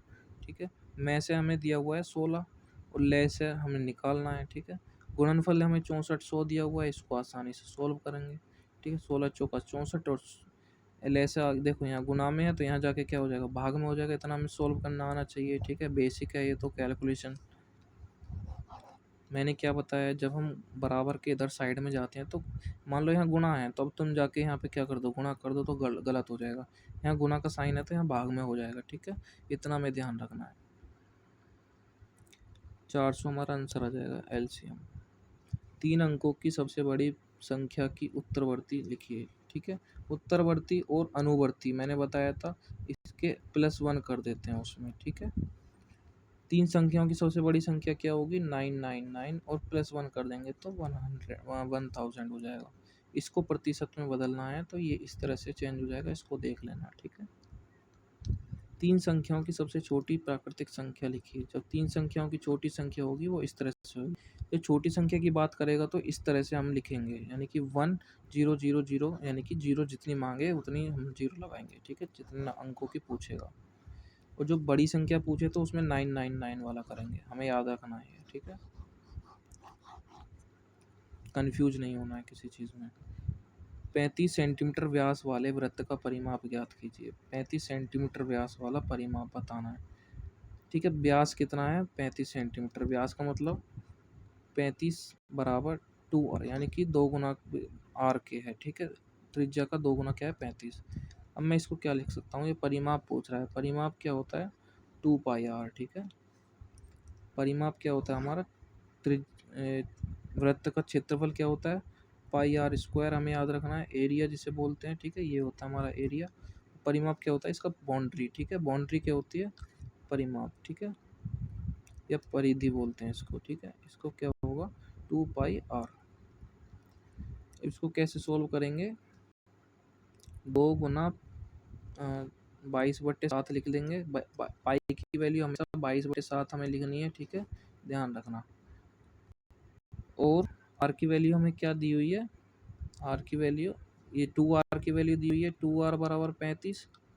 ठीक है, जैसे देखो इसको नीचे समझ लेते हैं, नीचे दिया हुआ है ना सॉल्यूशन, आराम से समझ लेते हैं। 2πr हो गया परिमाप। ठीक है, आर की वैल्यू 35/100, क्योंकि 2r है। ठीक है, डी बराबर यानी डायमीटर, व्यास बराबर 2r। तुम मुझे 35 दिया हुआ है, तुम आर की वैल्यू निकालूंगा तो d/2 हो जाएगा, यानी 35/2 हो जाएगा। ठीक है, ये दिया हुआ है, 2 कर दिया मैंने। आर की वैल्यू मैं इसके अंदर रखूँगा। ठीक है, कैसे, 35 ये हो गया, अच्छा 2r। ठीक है, कोई दिक्कत नहीं है, ऐसे भी कर लेंगे, समझ में आ गया हमें। 2πr दिया हुआ है। ठीक है, 2r हो जाएगा। देखो पाई और आर को आगे पीछे कर दिया तो 2r हो गया, यानी कि 2r की ही तो वैल्यू दी हुई है हमें। 2r की वैल्यू यानी कि डी की वैल्यू, तो 2r की वैल्यू 35 ही तो दी हुई है। भले चलो आर अलग से ना निकालो। ठीक है, जो ज़रूरत होगी तो निकालना भी पड़ता है हमें, तो इस तरह से सॉल्व कर लेंगे। 2r का मान रख दिया हमने 35, 35 यानी कि 35 हो गया, और पाई की वैल्यू 22/7। ठीक है, 2r की ही वैल्यू है ये 35। ठीक है, तो 5 गुना 22 कर देंगे इसको, 7 से 5 बार कट जाएगा, 7×5 = 35, 5 गुना 22 यानी कि 110 सेंटीमीटर। 24/7 को दशमलव संख्या में कैसे बदलें, भाग देने पर बदला जाएगा। 24 को 7 से भाग देने पर। ठीक है, 7 या 21, 3 पॉइंट लगा देंगे, 0 लगा देंगे। ठीक है, 7 चौका 28, 28 हो गया। यहाँ कितना बचा, 2, और 7 दूनी 14 पॉइंट है ना, यहाँ पे हम 0 लगा देंगे को, 7 दूनी 14 हो गया। ठीक है, जितने दशमलव तक की बोलेगा उतने हम दशमलव तक निकालेंगे। 3.48 और आगे तक निकालेंगे तो और भी आ जाएगा। ठीक है,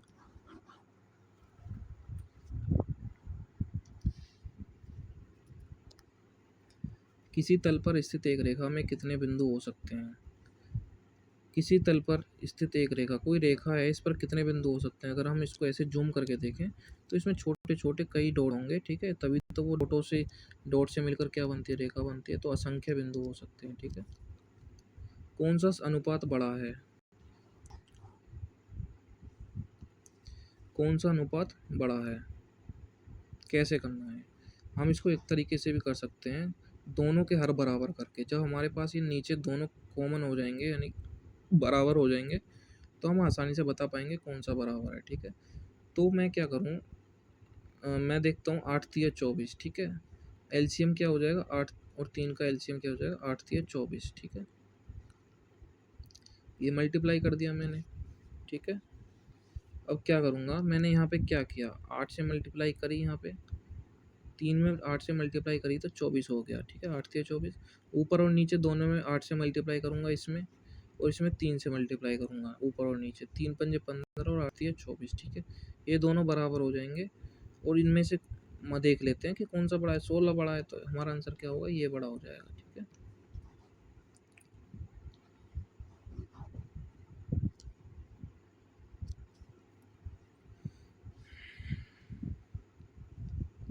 एक दुकानदार के पास 60 कप थे, 40 कप बिक गए, कुल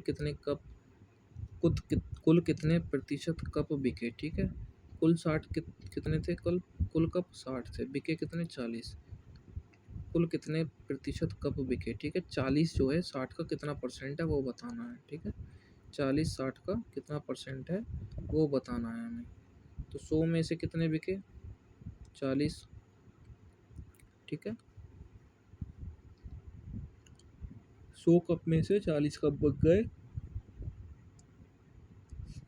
100 की, अच्छा 60 की वैल्यू 100 है, 40 की वैल्यू निकालनी है, ठीक है। इस तरह से हम इसको सॉल्व कर लेंगे, थोड़ा समझ लेना इस चीज़ को। कुछ समझ में नहीं आएगा तो मैं बता दूंगा, ठीक है। आज की वीडियो हम इतना ही रखते हैं, अगले वीडियो को कंटिन्यू करेंगे अगले वीडियो में।